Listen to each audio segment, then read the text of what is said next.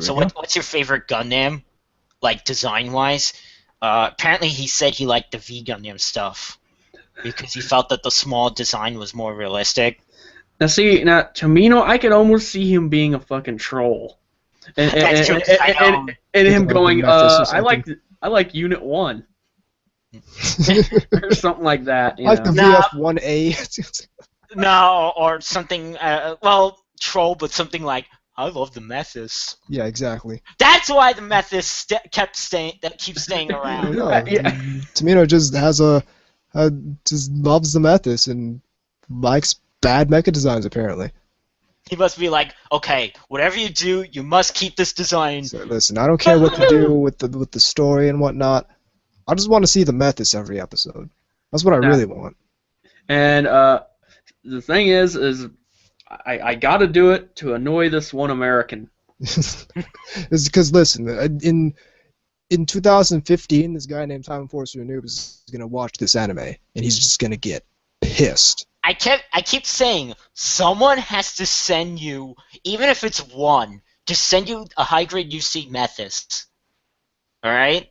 It better already be built, because that thing's not coming out of the box. It's not going to be built in my house. You think I'm going to construct a Methus in my home? No, you just construct it and then, airsoft target. Yeah, but he's already got printouts of Ayase for that. Yeah, but imagine I actually don't even know where that target ended up. It's lost. I don't know where it is. Wouldn't it be interesting to be just like wandering around through the woods and just see that picture like with a knife stabbed into a tree? I love they got. Because you'd just be like, "What the hell?" I love they got this like new version of the Barbados with like armor and yet the midsection is still open. So it's this full armor version. People think I'm joking. That's why I can't finish Iron-Blooded Orphans. The design is just bothers me. Yeah, apparently Iron-Blooded Orphans getting another season. Interesting. It needs some armor on its midsection. It can get another season all it wants. At least it finally gets a midsection. At least the mecha in Reconquista had armor on their midsections. Well, I really like the better to me. I love the designs in Reconquista. Oh yeah, they're great designs. Fantastic designs. I'm just saying. IDO had a lot of potential. It's just the designs clash with what the story's trying to do. All that stuff was on sale, like for Humming Japan. Oh yeah, it didn't do too well. Because apparently people just like clashing art styles with clashing fucking. Well, when the Zagok is outselling it. Well, the Zagok is a nice design. I mean. No, but it's also a really old one though. It's still a nice design. It's got an up armored midsection. Well, yeah, they've been what is it? The site that I have on my blog, Daylong, which is the Korean site that reviews Gunpla. He's been showing off like the old Gunpla, what they look. Holy shit! Yeah, like the old ones. Yes. Holy shit! What you have to do back then. Because that was before polycaps. Yep. And snap fit. Oh jeez. The thing is, I was going to say, what does it look like? It came in a box of cereal. It kinda. You have to. Ouch. For the 1/4 scale, for the they were all like just one color. I don't know if I like this. They were all just like one color, and also you can forget about any sort of under detail on like the feet. Yeah, that's like no rockets on the like Zaku or anything. It's just black. It's just smooth black. Yeah, and, I like all this shit with the color differentiation and like the pads on the fitness. Not happening. No, none of that. You're getting a regular. Like full gray mobile suit that stands like this. Yeah. Right. Like this because for some reason a lot of '80s mecha had like the elbows bent like this way. I don't know. Maybe they were trying to make some kind of double jointed illusion or something. I don't know. All right. I think we're all set to begin. Okay.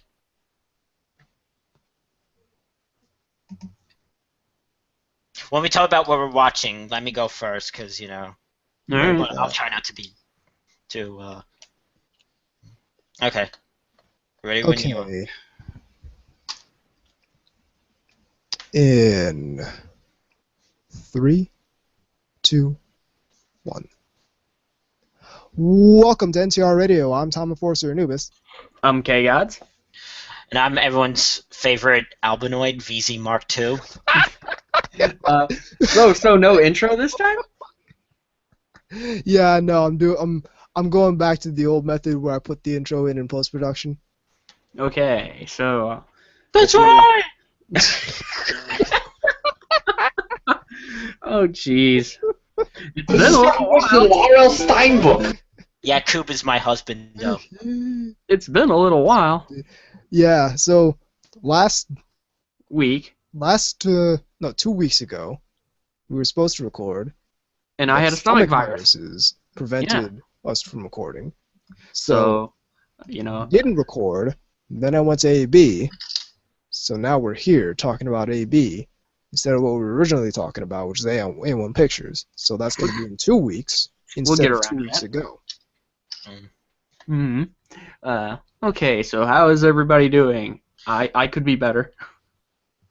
All of my muscles have stopped being really sore, so I'm doing fine.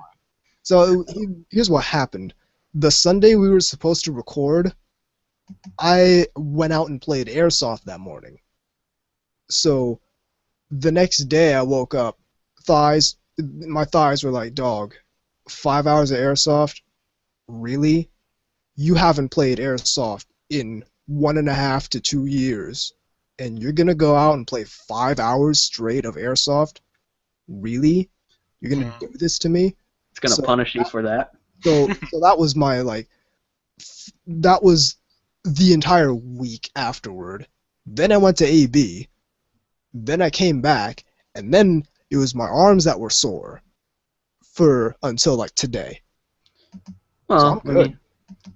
Well, I burnt the crap out of my thumb. That was outstanding.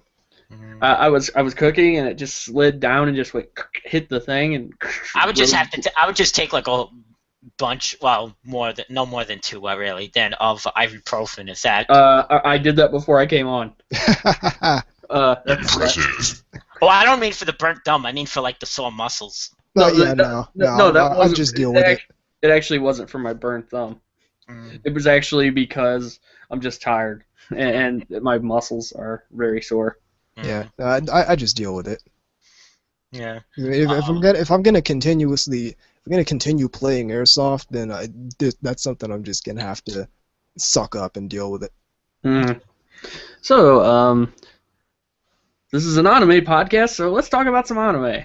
First of all, well, before we do that, people should join us in the RRC.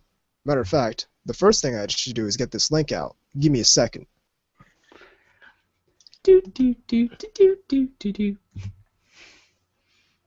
start talking about anime while I do this. Okay, so I'll go first. So the winter season ended. Everything that I was watching ended. Good season, really light though. Again, the only main show I was watching was Myriad Colors. Mm-hmm. It had a decent ending for what is. It's gonna have another episode on, because that's what they usually do. I'd enjoyed it. I appreciate, again, them not too serious, like them just having fun, and the also the fan service for especially Mai. It wasn't enough to keep me entranced. I just kind of pulled out after 2-3 episodes. I fell off on it, but then again, I fell off on like everything, so I will probably pick it up at some point. Fair enough. what is it? I wouldn't say it's their like finest, Kiwani's finest show, but it was fun. It was fun at least. That again in the sense like it wasn't taking itself too seriously for what it was trying to do, and also stuff like Gao Cohen did. Have you watched more of that? I finished it. You enjoyed that? Yeah, it was pretty entertaining. Yeah. It's It's funny. Just for those who don't know, it's actually just a short. It's short. It's not super short though. It's like 8 minutes. Yeah, it's 7 to 8 minutes. Yeah, it's like just under 8 minutes. Which for what it is, it's the perfect length. Yeah, it really is because it's very compact. It doesn't really overstay its welcome. Yeah. Two things. One is the new season just started. I saw a panda piece today. I keep thinking when you say that it's panda peas. Like I know. It translates as peace through bread. I highly awaited the show. It's really short though. It's like 3 minutes and change. It's really cute. I wish it was a little longer, but whatever. I guess it's based on a fork coma, so there you go. I actually saw also Trigger's new thing. Not the long show that they're doing this season, but like they're doing a short called Space. I think it's called Space Patrol Luco. Yeah, I saw something about that. That was alright. It's kind of art style wise. It's like Kill la Kill meets Panty and Stocking. I don't know if I'll continue with it. Maybe I'll watch another one. Because Trigger for me is like hit and miss. I've always seen that they've done some stuff that I really like, and that they've done some stuff that I really do not like. So like Madhouse. Yeah, except I feel like Madhouse just runs the gamut more often. Like they've done some stuff that I like, they've done some stuff that I don't like, and they've also done a lot of stuff that I'm really indifferent on. Whereas with Trigger, it's either I'm really into it, or I'm just really not into it. That's like me and A1 Pictures. It's like they either make exactly the show that I want, or they make something I have absolutely no care at all to see. The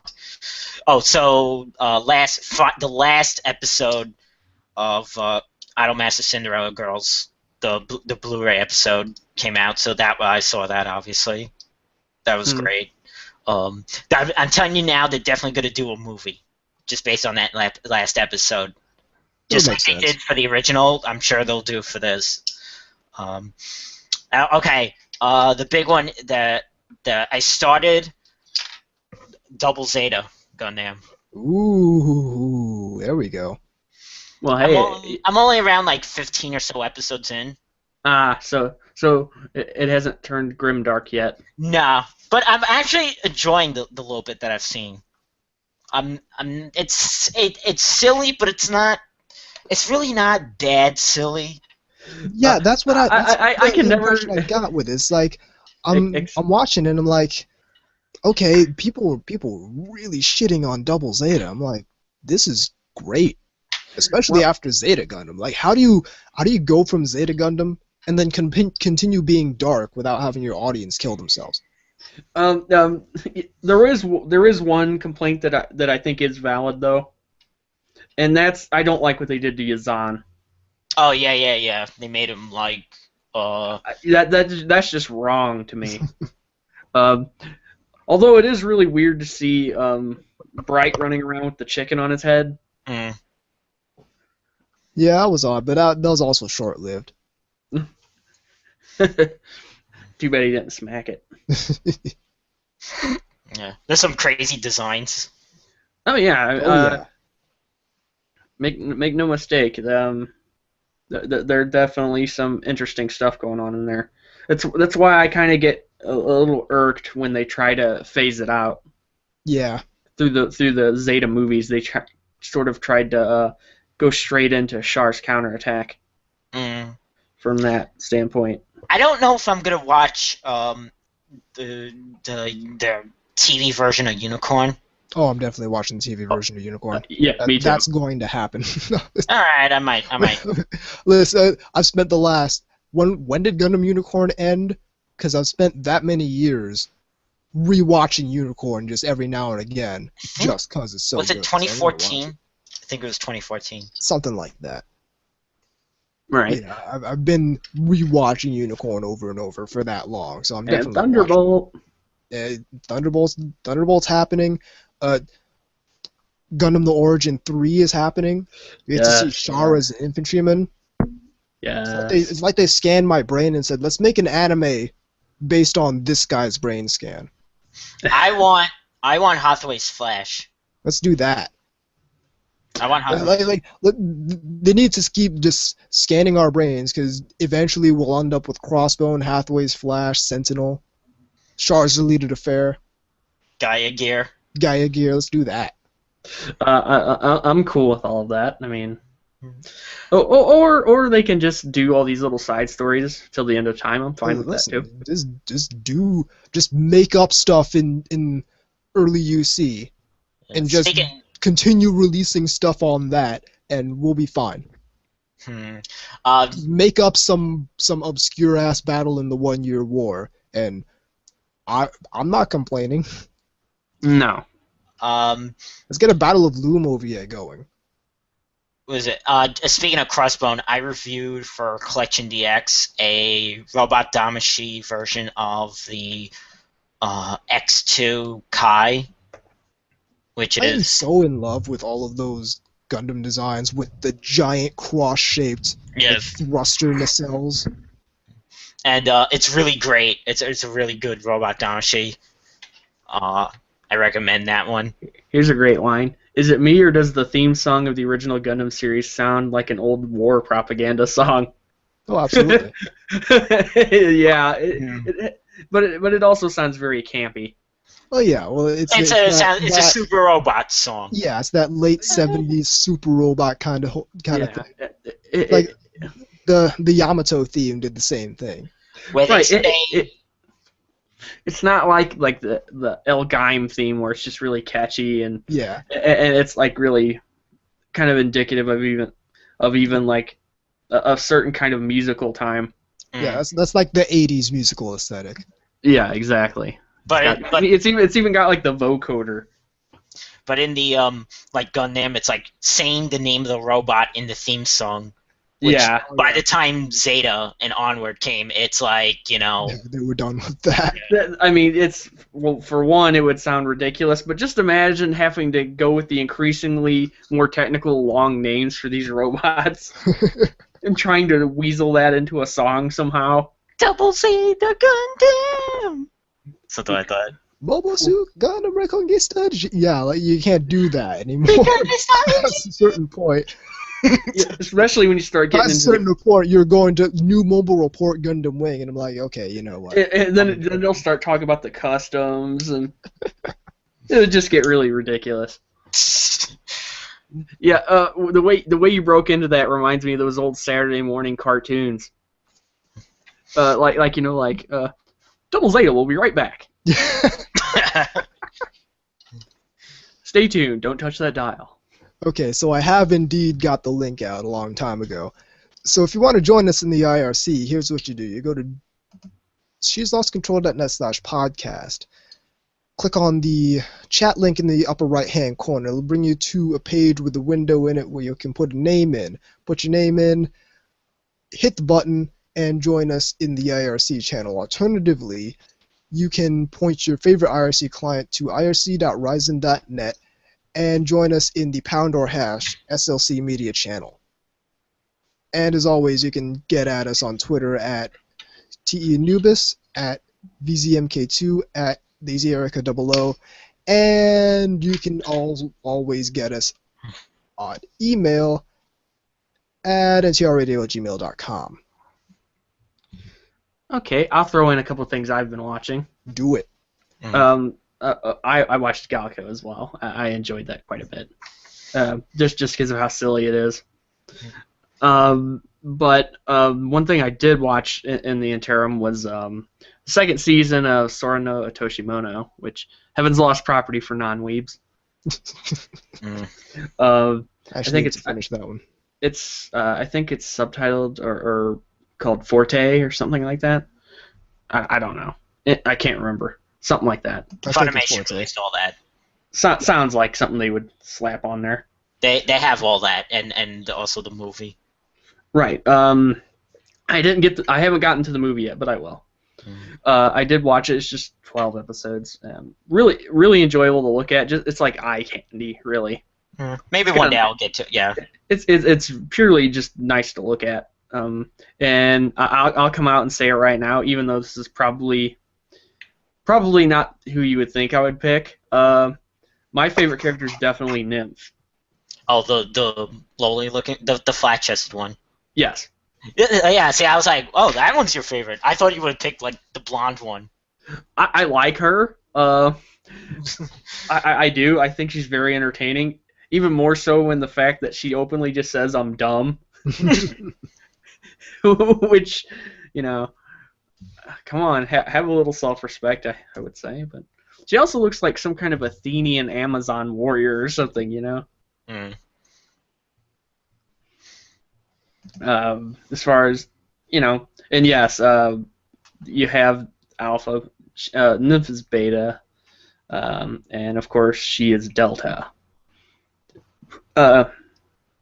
Even the intro's kind of funny because they're passing around the drink and just like by the time they give it to her, she's just like shaking it and there's nothing in there.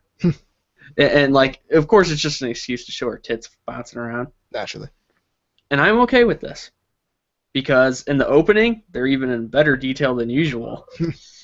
Oh no, bouncing boobies! We can't have that. Well, okay now, settle down, rap. Sex is bad. Stop talking about it. There's a fourth season of JoJo's for you people. For you people. You. It makes it sound What like do you they're mean, like you people? yeah, exactly. It sound like they're cave dwellers or something. It's like, hey, we got some some troglodytes over here that are watching the fourth season, I guess. Yeah. Yeah. Okay. I JoJo's. stopped keeping track of JoJo's a long time ago. I don't know. See, some parts of it look interesting, but then others is like I just don't. It's like other parts seem to like repel me. I'm gonna tell you what's interesting to me about JoJo's Bizarre Adventure. That I think it's with the first season of this like new series of JoJo's Bizarre Adventure. Yeah. They used the song "Roundabout" by Yes as the ending theme. Well, that's rather peculiar, actually. That's because all the characters' names are like named after like singers and fashion designers, and that's where they got Dio from. My only thing is and Ice, Roundabout. Yes. I really wish they wouldn't have done that. just because there's no need to further that name in any capacity. Actually, I like some of the designs for the stands. I thought you were going to say you actually like some Vanilla Ice songs, and I was going to say, okay, this podcast is over. No, when I heard Go Ninja, I always have died to mute a little that. Inside. I have to mute that part. I can't with a straight face. I can't listen to that at all. No, it's bad, man. It's real bad. Like, that was bad even when it came out. Yes, exactly. Like. It came out automatically dated. Okay, anything else? Yeah, I've almost finished. I know I've been taking forever on this, but I've almost finished the second. It's the tournament arc of Dragon Ball. I got a couple more episodes, but I'm almost done with it. Beyond that, let's see here. I also enjoyed. What the hell is it called? I was watching some other stuff. For one, my interest, I got to talking about Batman the Animated Series, actually, which I always liked it. I always thought it was a pretty good show. Oh, yeah, that was like my I knew about Batman and '60s Batman and even the movie, but that was like my introduction to so much of Batman. Right. That was what, because Batman is my favorite like Western superhero. He would rank reasonably up there for me. Yeah. Um, Which is, well, it's kind of like telling that the fact that the new movie is doing so poorly. yeah, I've been seeing a lot of bitching about that. Nobody likes it. It's like just tanking. Yeah. Right. Everything that I hear is that they try to cram way too much. Speaking of which, I don't know how. I'm pretty disconnected from the comic scene now. Mm. But one of my friends a while back told me it was either Batman or Superman. I can't remember which. That the reason that Spawn has like a scar on his face or something is he got punched in the face by Batman or Superman or something like that. I think that was Batman. I'm almost certain that was Batman. And I was just like, wait, what? That's the stupidest explanation. Couldn't you have just made something random up and not the hat? I don't know. Oh, one thing I forgot to mention that I watched. I watched it raw because it wasn't subtitled and I was impatient. But I saw the OAD. They did an OAD for Bakugan. Mm-hmm. That was okay. That really didn't excite me but it's an OAD and it was like a pack-in for the manga. And it's not meant to like introduce you. It's just meant to like do a particular chapter.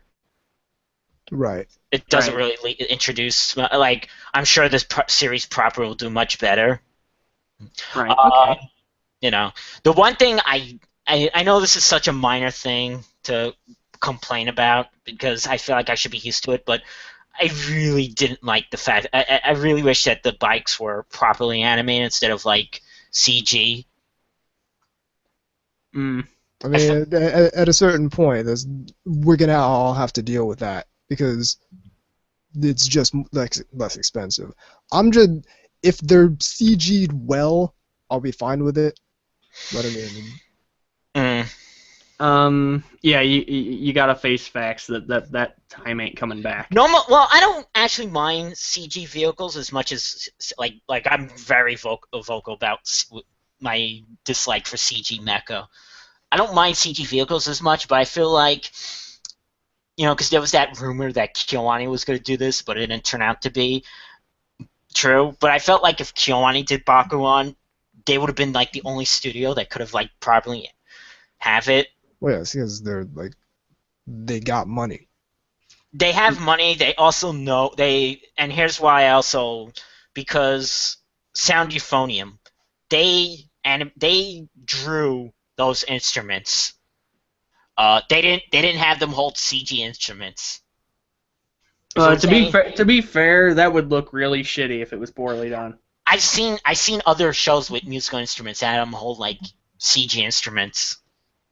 Well, speaking of CG, I saw a very interesting hentai. Oh, okay. Was it Inyochu Shoko? Because the No. CG in that was not very good at all. No, this was basically just Momo from To Love Ru getting railed like 3 ways from Sunday. Which sounds about right. To Love Ru is one of those things. I'm sure everyone has a series like this where they'll save screen caps, they'll save doujins and fan art or whatever, but they can't get into the actual show. Or they might even like one character from it, but they can't get it. That's To Love Ru for me. Interesting announcement. Brave Witches. Oh yeah. Boy. Dick Status Diamonds. That's going to be pretty interesting. That's Apparently, scary. it's going to be in between the first and second season. But it's also with a different platoon, I believe. Yeah. Yes, the 5-0. 502nd. 502nd, right. Which makes sense. See, this is what I actually kind of hoped they would do if they weren't going to continue the regular stuff. Mm. Because there's a lot more. Do all along. Because they got a lot of potential to play around with. They don't have to be trapped with the characters they have if they don't want to. Yeah, exactly. Yeah, we get to explore the universe of Strike Witches a bit. Yeah, which of course by exploration you mean rapid fire panty shots. Naturally.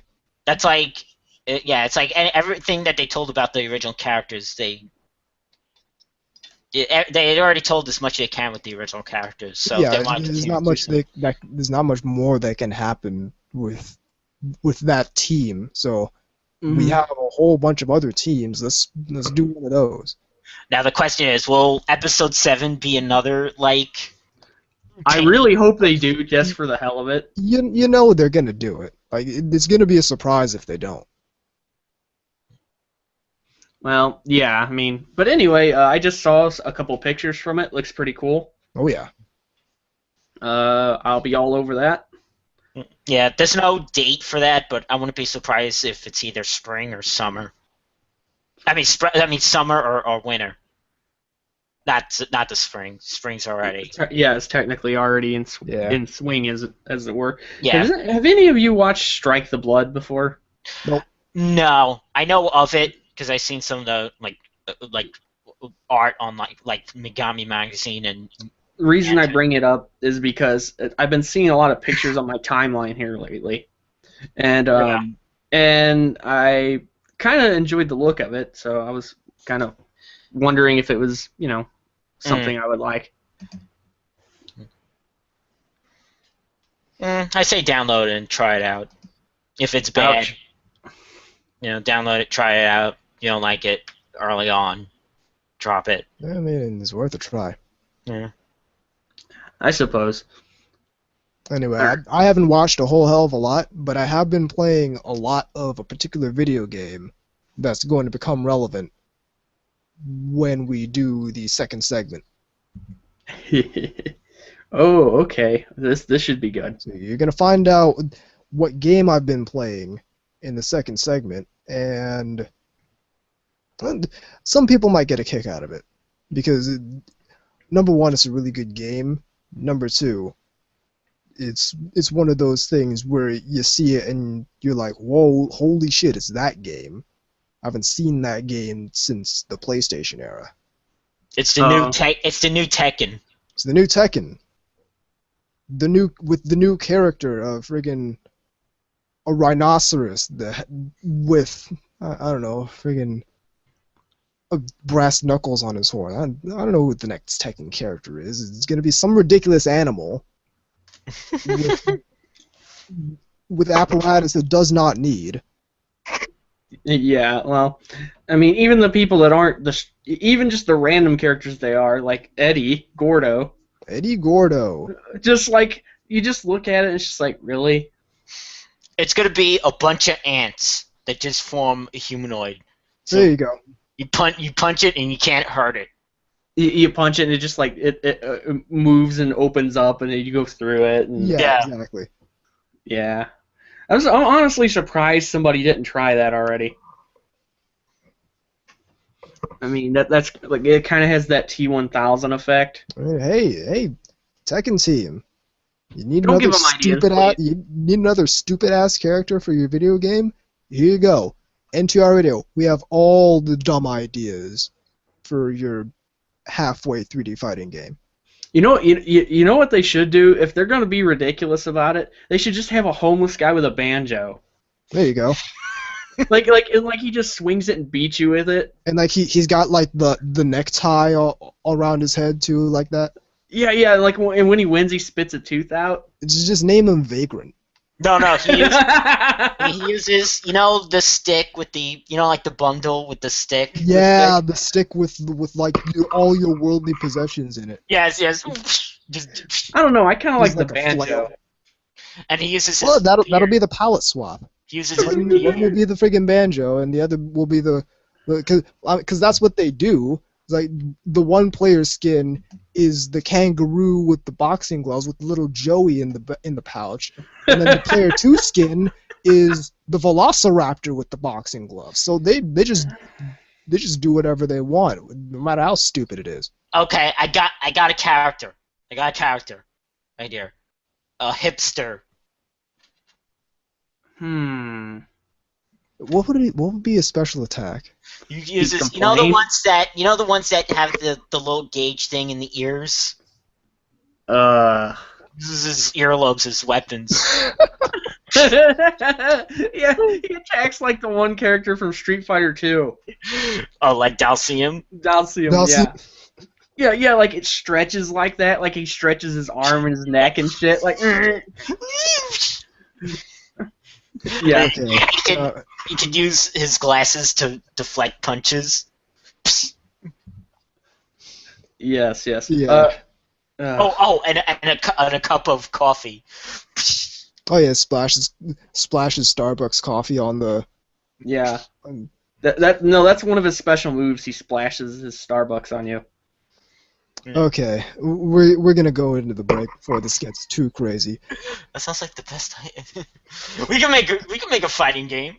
Yeah, we'll make the next competitor to Tekken. All we need to do is make a 3D fighting game that is more ridiculous than Tekken, which isn't hard, and is also better gameplay-wise than Tekken. It's even easier than making it more ridiculous. Morning Rice says, make Anita Sarkeesian a playable character. There you go. Make DLC. A composite. I think somebody actually did something like that. A composite of half Anita and half Zoe. Oh, yeah, we'll do that like split like Two-Face split down the middle. Alright, this is getting ridiculous. We're going into the break. Join us in the second segment where we talk about my adventures at Anime Boston. This is Ambiguity from the Armored Core soundtrack. Keep it right here on NTR Radio.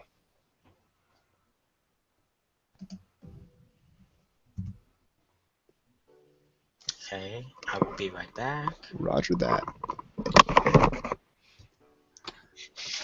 Well, we're getting a report in. Guys? What? We're getting a report in. Not that anybody cares, but Ric Flair has died. Oh, wow. Ric Flair's died? That's what one of the people on my timeline said. Whether they meant it literally or figuratively, I don't know. Damn. Ric Flair. Like, if he really did, it's the end of an era. Yeah. Because, holy shit, he was still doing that. He was doing that shit when I was a kid. So, oh, yeah. His nickname was Nature Boy, wasn't it? I don't even remember what his nickname was. I don't know. I just remember thinking his look was hilarious. To be the man, you've got to be the man. Woo! Yeah, that woo thing he did was hilarious. That was one of his calling cards for sure. Yeah. It's weird that I think about this because all these guys who did this, a lot of them actually are still doing it from when I was a kid, and my thoughts are just kind of like, really? Come on, the Ric Flair thing's got to be an exaggeration. It was like when freaking Macho Man dies. Like, damn. Wouldn't that be like? Oh yeah. Like everything he did. I was watching some of his old promos a couple weeks ago. And those are funny was as just shit. Ridiculous. You just talked nonsense for 5 minutes. And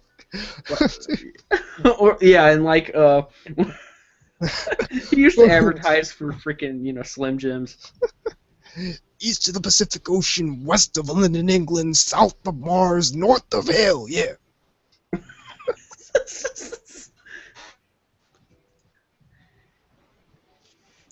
Yeah, I always thought if they were running low on funds, they could just start really hawking bizarre fucking things like funeral home ideas and oh yeah. Come for your eternal resting place. What's hilarious is he actually might say that. That's not even him. That's not even him promoting a funeral home. That's something he might actually say on his promos. Just to club somebody.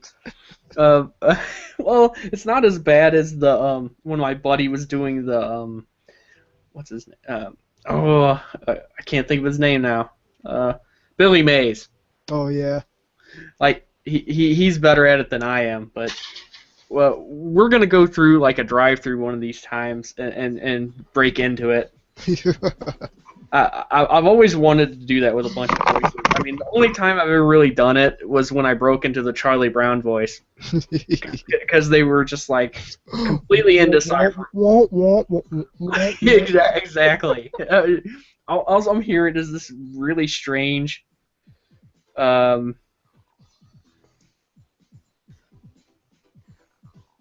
Okay, I think he was just knocked out, by the way. Oh, okay. It just says the last thing Ric Flair saw before being knocked out. #WrestleMania. Okay. Again, I'm not watching any of this crap, so. Flair. Yeah, so it's just like, oh, come on, that's gotta be an exaggeration. He's just one of those people that you assume would live forever. Yeah, exactly. You know. Harry Suzumiya turned 10 years old today. Champ. And people still want to have sex with her. Like that's fucking crazy. The Melancholy of Haruhi Suzumiya was 10 years ago. Wait, okay, here we go. Craziest thing I ever saw of an old athlete promoting something was Joe Namath hawking a retirement community in Sparta, Tennessee. What? Are your days on the field over? Like, what?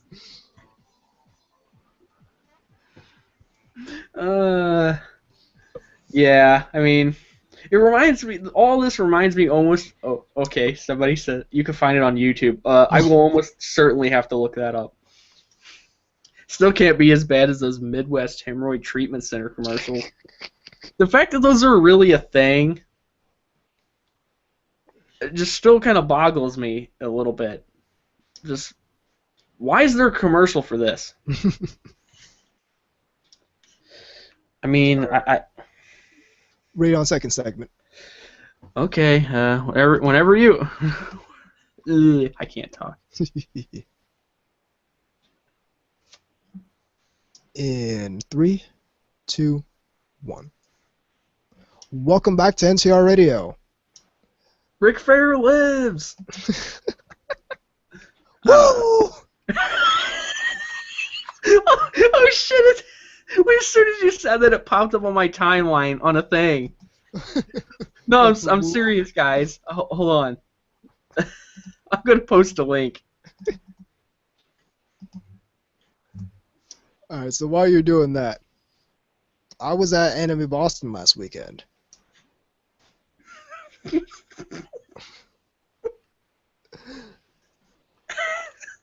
Yeah.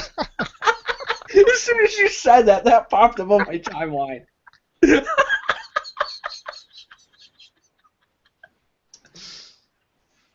Oh, ow. So Anime Boston happened last weekend. Annual anime convention happening in the Heinz Convention Center, Boston, Massachusetts, this year from March 25th through 27th. Oh, okay. So let's get to the nitty-gritty here. Indeed. So how much porn did you buy? Too much. As usual. Yeah.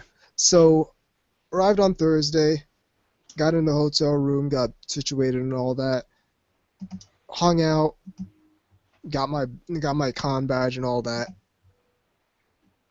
And Thursday, okay. So before I get into it, a couple things I want to point out about Anime Boston. So you might remember how in previous years of Anime Boston, they had been beefing up security measures. They were checking people's bags as they're coming into the convention center and all that. Probably because of that Boston bomber incident. Yeah. So this year they beefed up security measures further, probably as a response to the 2 kids they caught who were coming in to shoot up the Pokemon thing. Oh yeah, I forgot about that. Yeah. So the security measures were tighter, metal detectors. So what that caused was limited number of metal detectors. So they have to line people up, creating a choke point. Oh no. Yeah, no. So it was significant. Yeah, Basically, that kind of crap happens sometimes at 18 up panels, whether you'll get the really outrageous like checking style, yeah, where it takes forever. Yeah, so that's pretty much what was going on just entering the convention. There was this big line. It wrapped, it went outside. Supposedly at some point it wrapped like around the building or something like that. I don't know. Ew. But so I made a point of, hey, I need to get out here to the front of this convention center early on Friday, because otherwise I'm just not gonna enjoy being where I am at that point in time. So Friday I managed to get relatively near the front of the line. Like I was outside, but I wasn't too far outside. So when the line started moving, it moved relatively quickly for me, mostly because there weren't that many people out there that early. Mm-hmm. But it was big enough. It was big enough a problem that there were plenty of complaints like after the fact. But yeah, so I got in early. I did some putzing around, and here's something I did actually, which ingenious, if I do say so myself. Let me get one of these things. So before I got to the convention, I had ordered a package of 144 plastic Easter eggs. Oh shit. So, like, the Thursday before the convention was consumed by me sitting on the ground, taking an Yashike business card, a Nyan the Magazine business card, and a small Japanese gummy candy, and stuffing one of each of those inside one of those eggs. And then what I'd do is I'd go around with a whole bunch of eggs in my bag, along with like my camera equipment and all that, and just lay these eggs in little corners and little cubby holes around the convention center. Okay, this is pretty cool marketing, but I just want to put one idea in your head that might spoil it slightly. Uh-oh. Would you want to eat a piece of candy you found just in a corner somewhere? If it's it, well, I mean, the convention happened over Easter weekend. And but wouldn't they also think, oh no, someone put something dangerous in there? You know, oh, we better. Look out, Big League Chew. Yeah, now. So that was a concern to me, but I figured, you know what, if they're gonna check my bag anyway, so if they have any sort of problem, I can just pick it up, open one of them, and say, okay, this is what's inside it. I'm just doing some marketing for my website and my magazine. If it's not okay for me to put these eggs around there, just tell me, and I won't do it. You won't see any eggs. But no, they just I gave them my bag, put on my cell phone and stuff in the little plastic tray, walked through the thing. They checked my bag, they gave me my stuff, and I was all right. So nobody said anything. Right. And as far as I understand, people thought they were cool. So, okay. Again, pretty clever way of doing it. I would say so. See, like if it wasn't like an Easter convention, maybe I would have been apprehensive about it. But over Easter weekend, people trust Easter eggs. Of course, I think they would have been a little more concerned if they saw you dressed up as an Easter rabbit. Oh yeah, that would have been suspicious as hell. But no, I'm just a dude like dressed exactly as I am now, going around, and like nobody saw me put down the Easter eggs because one, it was before like panels even started. Well, you're also a time traveler. Nobody knows that. Thank you for blowing my cover, K-Gods. It's in your name. Come on. Listen, people think I'm joking, but no, I'm just going around putting these Easter eggs before everyone gets to the convention. Any bunny girls? That's actually a pretty. You know what? I didn't see any bunny girls. How disappointing. Given the situation. You take one of those eggs and you put in their cleavage. Good ways to get thrown out. Or good marketing if they're on board with it. What do we got here? Pedo rabbit, pedo bear's distant cousin. No, like Mikuru bunny girls or. No, man. Ouch. Yeah. What a shame. Did you see any interesting ones that are uncommon, or just ones that were really done well? I would have to go through my pictures to kind of remember it all. I remember seeing a Mayoi. I remember seeing... Yeah, that's the only one that really sticks out in my mind right now. Any, like, One Punch Man? Oh, there was plenty of One Punch Man. There were plenty of Saitamas, plenty of Genoses, or however you pronounce that name. Okay. I was just curious. It's always something I gotta ask about. Oh, yeah. I mean, I still think the most wow one I ever saw was what's her name from Kodomo no Jikan? Rin Kokonoe. Rin Kokonoe, yeah. I can't believe I saw one of those, and at a small local con. To this day, I still just kind of think, was that real? Oh, here's a cosplay that pumped me up. One of the people who I was rooming with went on the second day as Kotanoha Katsura from School Days. Yowza. Hopefully no one went as Makoto. I could see a fight starting. I mean, I would like it.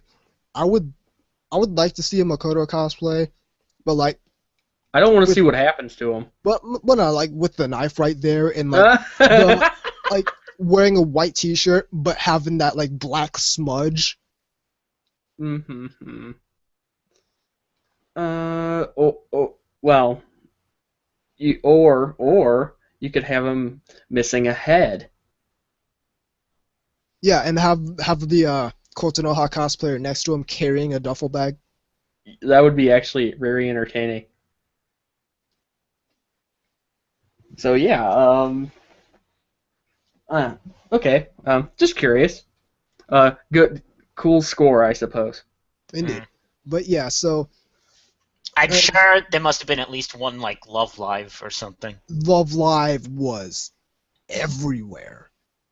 Everywhere. See, I always find that perplexing that Love Live is bigger in the West than Idolmaster. I don't really find that all that complacent because, like, the West kind of came up with Love Live as it was coming out. We never got the Idolmaster games. Like the closest we ever got to Idolmaster was the DLC planes in Ace Combat. Yeah, and the only anime that ever came out for Idolmaster was Xenoglossia. Yeah, Xenoglossia, and also the Petite, the Puchimas. Yeah, Puchimas. I reviewed that. I was the only one qualified to even touch that for Otaku CDX. It's like okay, if anyone's gonna review that, it's gonna be me. Like, you know, I like that. That always perplexed me that got licensed because it's such it's a show that's like you really have to know who these characters are to even get the jokes.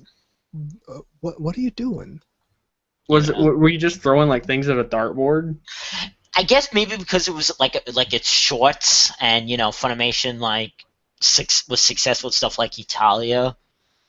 I guess. Certainly, but there are some fundamental differences between stuff like Italia and stuff like Puchimas.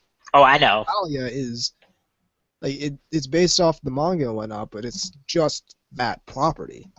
Puchimas, you kind of need to understand these characters first before you even get into what's going on in Puchimas.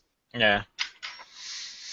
So, a lot of people fell for the Boku no Pico joke. Unfortunately. People still falling for that joke? No. Project H said they licensed it the other day. And I was like, come on, this has got to be fake. And I was sitting there somewhere, Anubis is getting mad. But yeah, so the panels were light this year. I didn't go to very many. There weren't all too many that I was real pumped to go see. Right. I did go to one. It was something about the history of fandom. So we were talking about how the anime fandom came up, talking about the first Kamiket, how that was 90% women. Mm-hmm. Wow. Oh yeah.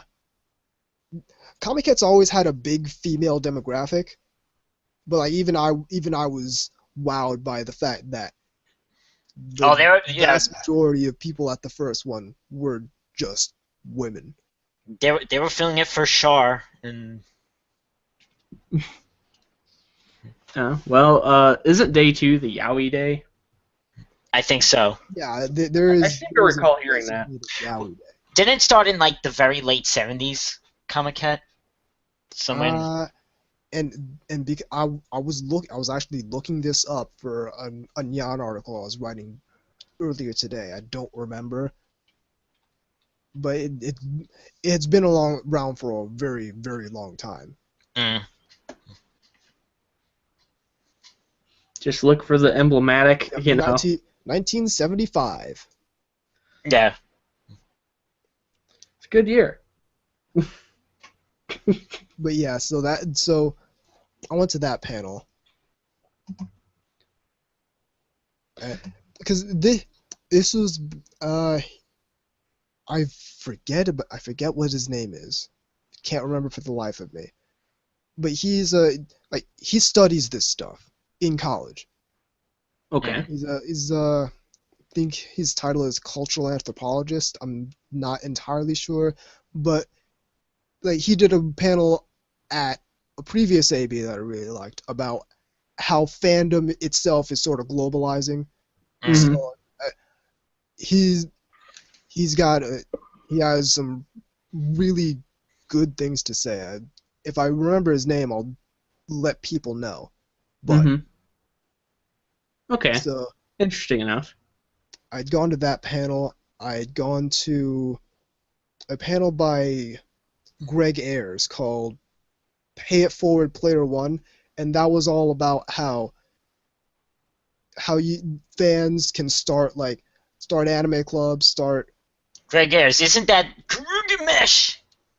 I think that's the guy. Yeah, that's the.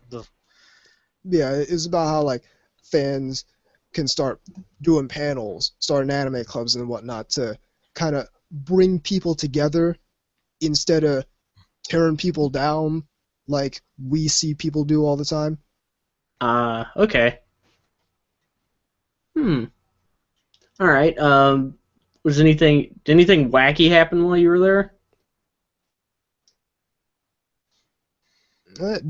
Not that I've committed to memory. I know that my friend the Geeky Panda was there when the dealer room was opening, and he's got a video on his YouTube channel, and holy shit, they had to stop the line because people were just trying to push their way in. It was insane. Mm. Cool. I'll check that out. And I don't get it because it's not like you're not gonna get in the dealer room. No. I meant cool as in that you had a video. Yeah, well, no, it's a nice video to watch, but I'm talking like, why does anyone ever line up for the dealer room? It's not like you're not gonna get in. It's not like a panel. Well, I don't know. Some people just have that. I gotta get to Hindane first. And in that case, you I can actually understand. Yeah, I can understand that as a priority. I can understand it if it's like Comic-Con, because sometimes they have stuff that's like, I don't know, like Good Smile Company is there, and they have like stuff from like Wonderfest that's like now you can get that, but it's like limited. Oh yeah, I can understand that, but I mean, this is Anime Boston.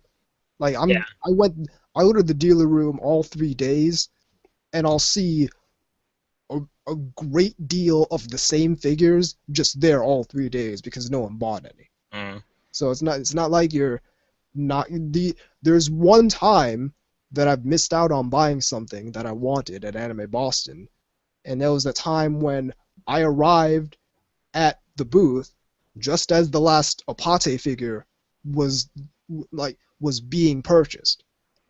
Mm. So and that's one time I've been going to this convention since 2009. So it's like there's no real reason to line up and push people and like potentially injure people to get into to the dealer room. Yeah, I mean, it looks like that scene in The Lion King. You know what I'm talking about, right? Yes. With the wildebeests. Yeah, it's like, holy shit! Yeah. Hey, any like panels that were like, you read the title, it's like, like, Nope. something like, you know what I mean? I know exactly what you mean, and I know there were a few. Like, but like, what I need to do is just open this on Guidebook and look at it that way, because there were certainly some panels that I looked at and I was just like, you know what? Nah, I'm all set on that particular subject matter for my Anime Boston experience. I know you said that Anime Boston's somewhat of a pure con in that regard. It is absolutely a purist anime convention. It's got to be anime, Japanese culture, like you can get it sort of into the surrounding fandom culture, but you're trying to tie it back into anime at all times. So you're not getting like the Doctor Who things. Yeah, you're not doing the Doctor Who panels. You're not doing the My Little Pony panels. You're not doing Star Wars panels. Star Wars. None of the your general purpose steampunk panel. That ain't happening at NAB. Okay, the panel I was talking about was a brief history of anime fandom. So it would have to be brief. You'll be there all day. Well, yeah, you got an hour, so you gotta wrap it up. But it's the just gotta get that anime little sign. In that respect, it's a purist anime convention. I wonder what type of doujins were there, like at that the early Comic-Con. Well, it was 75, so there definitely wasn't any Gundam. Well, there could be stuff of Fujiko Mine. Or Honey from Cutie Honey. Or, or like, look, I got the Grandizer Doujin. Yes, and I've got this, and I've got this doujin of Astro Boy doing whatever that is. Well, Astro Boy lends itself to doujins because, the thing about refueling in his butt. Oh, yeah. Yeah. Oh, Tezuka. Yeah, that makes it sound like, like some bad sitcom. Like old 50s sitcom where someone's like sticking their hands on their hips like, oh, Tezuka. And it plays like this goofy, genki kind of sound in the background. From like the Flintstones. Okay. I'm gonna tell you one thing I wasn't touching. Apparently they had a person from Harmony Gold there. They were doing some like Robotech panels and still trying. I can see you trolling in there. Hey, assholes! We're gonna get that Robotech movie going. I just don't get why anyone's still on Robotech. Speaking of, we know Macross exists now. We know Southern Cross exists now. We know Mospeda exists now. speaking of tangentially related, apparently they're doing a new Voltron here for like Netflix. This sounds almost as bad as the new Full House idea. I'm like, this is the third time, literally the third time they're doing an American, like an American version for Voltron. All right, because there was. Please stop. Yeah, there was one for the '90s that was CG, the Third Dimension. Then there was one for a couple years ago, that Nickelodeon one that was wretched. That thing was wretched, and this one doesn't look any better really. It's like can we just have Go Lion? You know? I already own it, so. Yeah, it's like if I want Voltron, I'm gonna watch Go Lion. That's how I don't even call it Voltron anymore. I just could say Go Lion. That's how, you know. Form Blazing Sword. You were mentioning panels that I looked at and I was just like, nope. Here's one. And like I don't want to. This isn't to disparage the people who made the panel, but I'm not a fan of the concept of looking at this stuff so thoroughly through a racial lens. Oh boy. Yeah, no. Black Nerds Matter, the intersection of race and otaku culture. Black Nerds Matter. Yeah. Just let you marinate on that for a bit.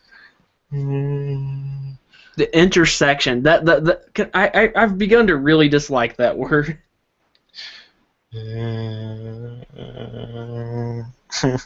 Yes. Here's a little piece of intersection for you. Stupid people and money. Here's my thing. And Patreon. But here's my thing. Do what you do. I could give that panel in 35 seconds. Do what you do. If anyone has a problem with it, tell them to go fuck themselves. Done. Somebody. Okay, here we go.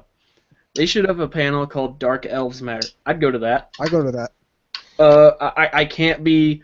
I don't know. I don't know if that would be a good idea to get a bunch of guys in that. First off, the smell would be really bad.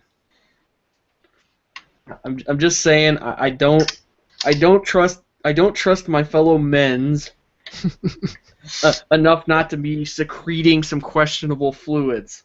I want to see a panel that's like the history of idols in anime. That would actually be I'd go to that panel. Yeah. That sounds like an actually interesting panel. And I hate when people say. I want to talk about.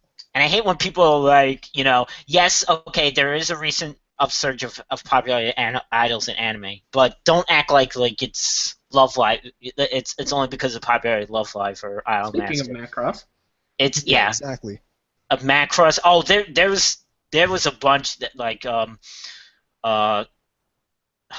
was that Magical Girl show from the late 80s that's an idol thing that was actually the character designer for that, or maybe it was also the director, went on to do Agent Aika.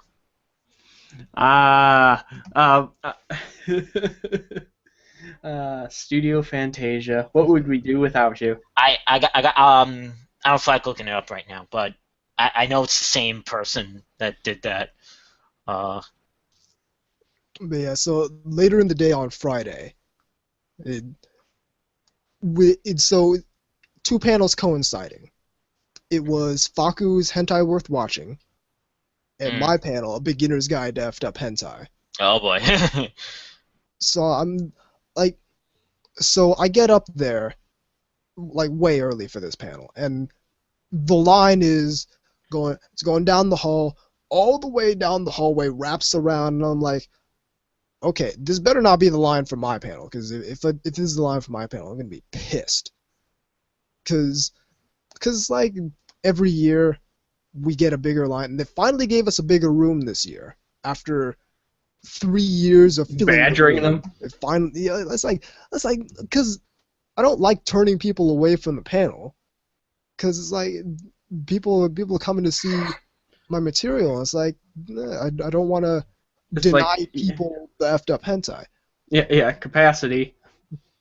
So it turns out that that was the line for hentai worth watching, which was like around the corner in the other room. So then I see the line for the effed up hentai panel start forming, and by the time it's time to head into the room and start things up, it's just as long.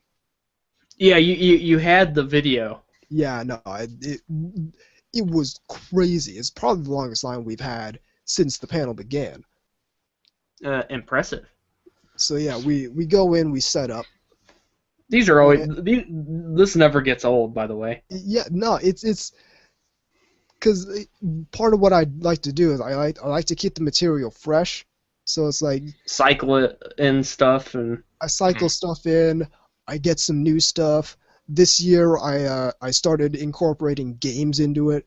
So we had Water Closet, we had Starless. The one something sign the Uda. Sai no Uda. Oh, you always had a... No, I was contemplating putting Sai no Uda in there, but the stuff in Sai no Uda is less visual, more descriptive. Right. A big part of the essence of the FF Hentai panel is that it's really viscerally visual. Like it's just here comes poop, and there's just all this poop everywhere. So Euphoria, yay! So we get in, and we don't fill the big room, but there are so many people in there that we would have easily filled a normal size room. So I'm happy about that. I'm happy they gave us the big room. And so we're doing the panel, and it was me, it was Chris Mello who's done the panel with me since the first AB we did, and a couple other of our friends, and we're just doing the panel. We're going through Bible Black, Rutsukadoji, friggin' the Blue Girl, all this stuff. And like at one point, there's this dude come from the audience who walks up to like the little water cooler they have over at the corner, and then he just walks up to the stage and like starts doing what we're doing with the panel, but he's not funny. So he's doing that for a while, and luckily he rises up and goes to sit down, because I was about to just call him out. I was like, "Sir, you need to sit down. Like, I understand what you're trying to do, but you need to sit down. You're not part of the panel. You need to sit down." But other than that, the panel went great. People were cheering. People were going, "Oh!" As soon as the first poop scene came up, there was this mass exodus of like 15 to 20 people. Some people can't hang. Part of me was like, what were you expecting? I bet that never gets old either. No, because it's one of the scenes from Euphoria. Of course it was. Which, if you've seen Euphoria, you'll know that that's actually not even the worst of it. Yeah, exactly. So what? They just got up and left? They just got up, and as soon as the first poop scene came up, they just nope. A whole bunch of people just got up and left. And part of me's going like, were you expecting a poopless effed up hentai panel? I mean, have you been here before? Were you not? You just not familiar with the material? That's probably it. That's probably it. It's like, oh, it can't be. Curiosity killed the cat. But yeah, this case killed the gag reflex.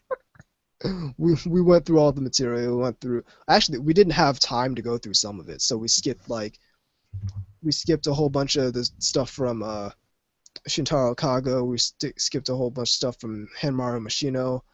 We skipped. It was Game Over by Uziga Vaita. Yeah, I think as much as like that stuff is kind of integral, at the same time it's like a lot of people know what that stuff is, so it's one of those things that you could cycle. Oh yeah. Well, sure. So so that's people really liked Starless. What both the anime and the game.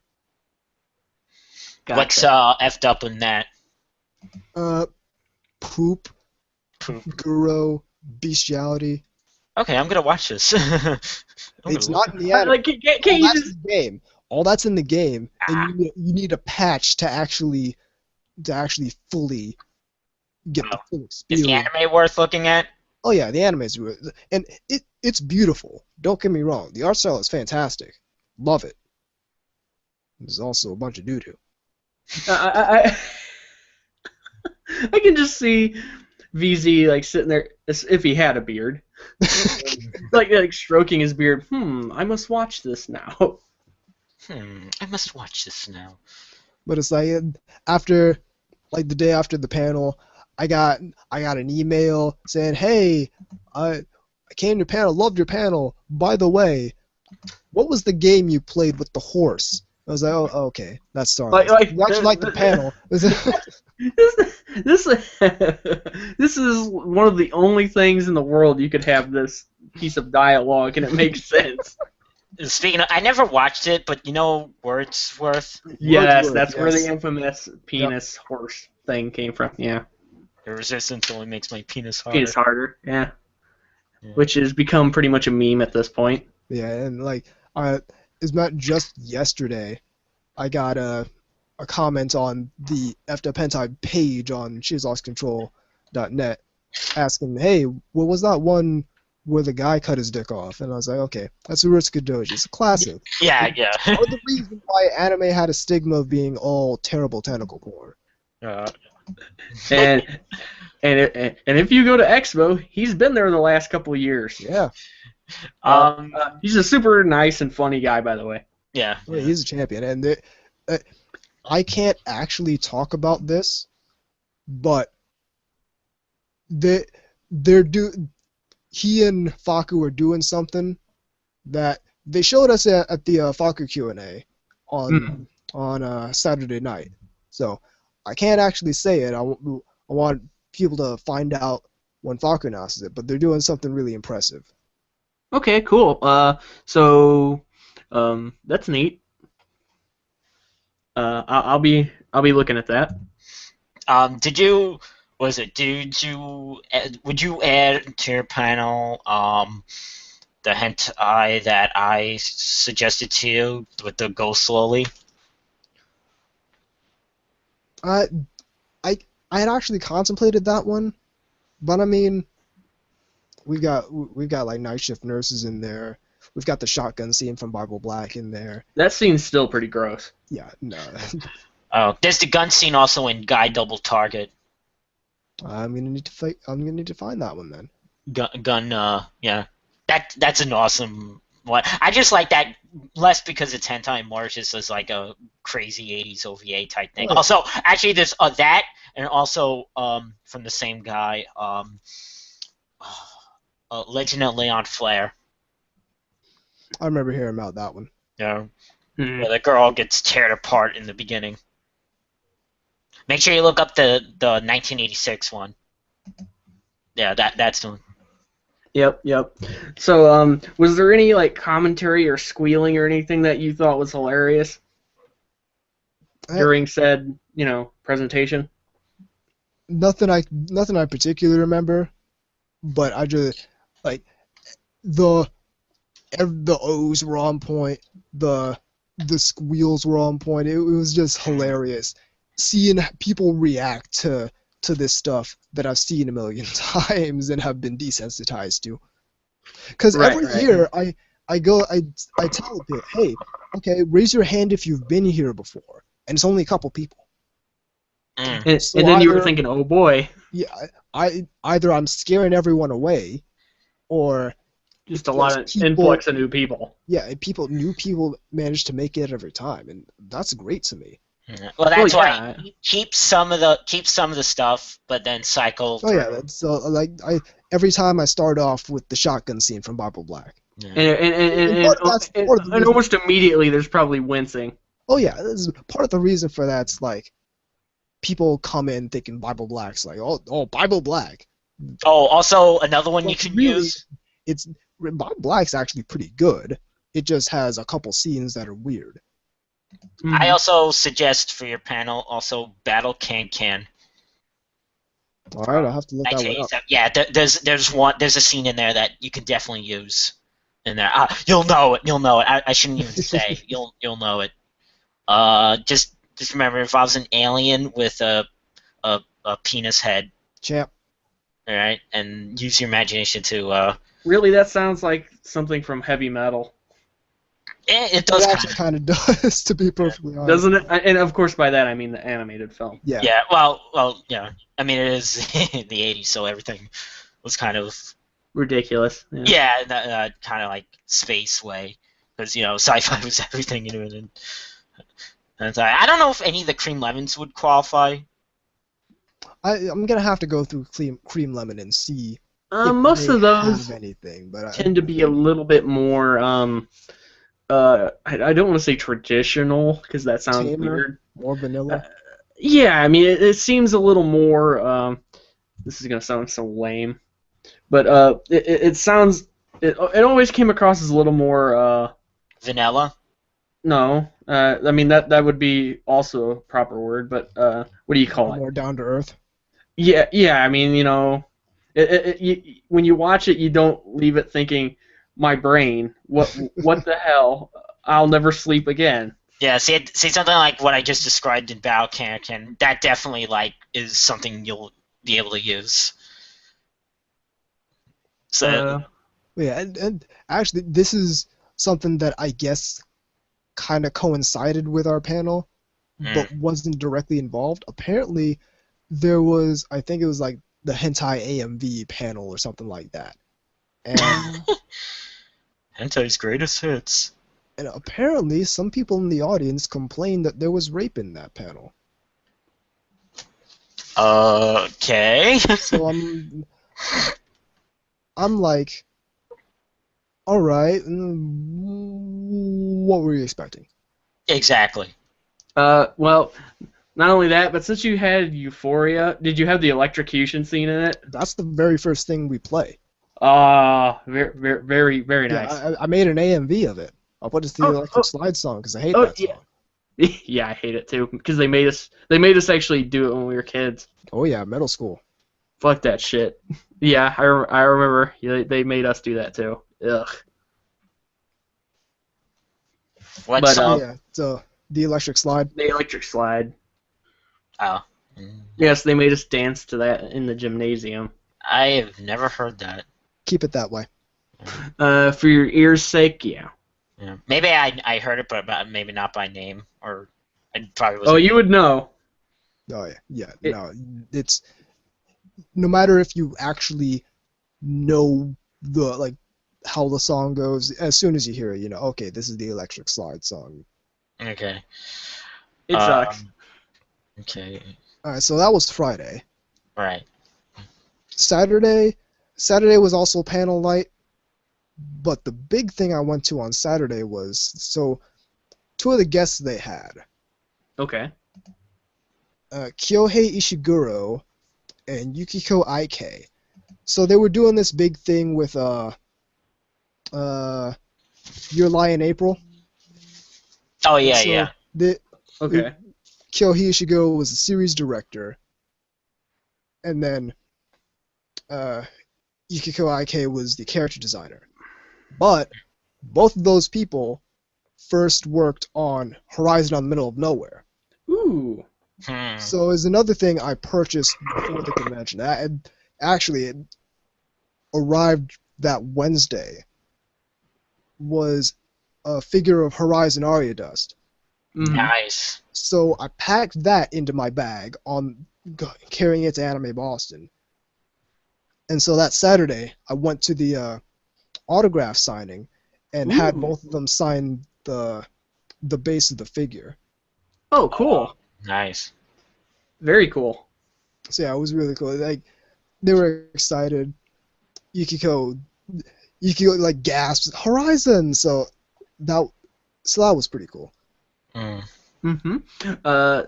Just to just not to get onto a tangent, but when I go to Expo in a couple months here, Amino, the designer from Final Fantasy, is going to be there. Ooh. Who designed at least 1 through 6. I think they worked on just the classic ones, but I could be wrong. Because obviously the style got kind of different after that. Right.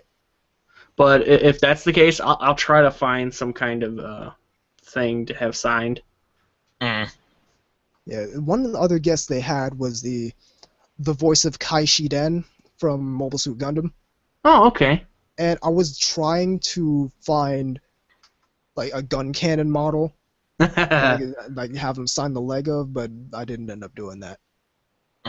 There's the revived version of the gun cannon. The kit. Yeah. Still better than a ball.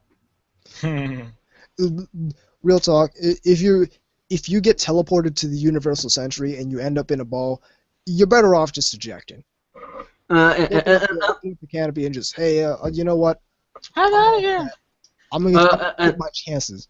Unless you're Shiro Amada. Oh yeah, unless you're Shiro Amada, then you somehow get good. Then you're going to at least do a little better. Drawing Girl says, I love the way some people react to Yorusuke Doji. That level of butthurt coming from them is hilarious. Not so much anymore. Yeah. Nah. Honestly, you're hard pressed to find someone who knows what Yorusuke Doji is. Yeah, it's more of a time, like a particular era thing. Like, although if you were to show it to some random normie, they would probably be repulsed. Naturally. As it should be. Hey, Mom, you want to see this? It's misogynist. Was it snuff film? Animated snuff film misogynist crap. That's it. Was that what Ebert said? No, that was some reviewer from Canada. Yeah, but they're Canada. That like never saw anime before and like, okay, review this thing. Oh well. Because the movie did get like some limited theatrical. Oh boy. Yeah. And that's the movie version. That's not even the OVA version. Yeah, which is much worse. But yeah, so immediately after that autograph session, I went to Your Waifu's Not Weird, put on by people who do this YouTube channel called Wicked Anime. Oh, this is so it's an examination of why people get attracted to fictional characters and why that's not a weird thing to do. Because they can't get laid. So it was a positive thing. I know. It was looking at it through, and it's let me just say, it's really refreshing to see a panel about that kind of stuff that's isn't not just shitting on it. Right, because otherwise there'd be some specters that are dark. Oh, yes. Oh, man. The Dark Spectre of Moe. Dark Spectre of Moe. Thank you, Daryl. I remember seeing that in the program a while back. Yeah, that's because Daryl Surratt uses that a lot. Yeah, and that I'm pretty sure that was his panel that I was seeing. I was like, wow, all right. I'm not going to this panel, but someone's got a chip on their shoulder about cartoons right now. It's just like, yeah, it's the ominous, the ominous, shadowy world. I'm sure, like, Moe. whoever that did that panel just probably took it from that. Like, I don't think it would be actually them. The Dark Spectre of Moe? Yeah, just the moniker of that. I'm gonna have to check because I think it might have been his panel, but I don't remember 100%. So it's something I'm gonna have to check on. Yeah, well, they're in Florida, so I don't know if they would go all the way up to like. Oh no, I've seen Daryl Surratt at AB. He was talking about Gundam or something like that. He was like a Gundam some kind of Gundam or Gunpla panel. I don't remember what it was precisely. What's he been up to anyway here?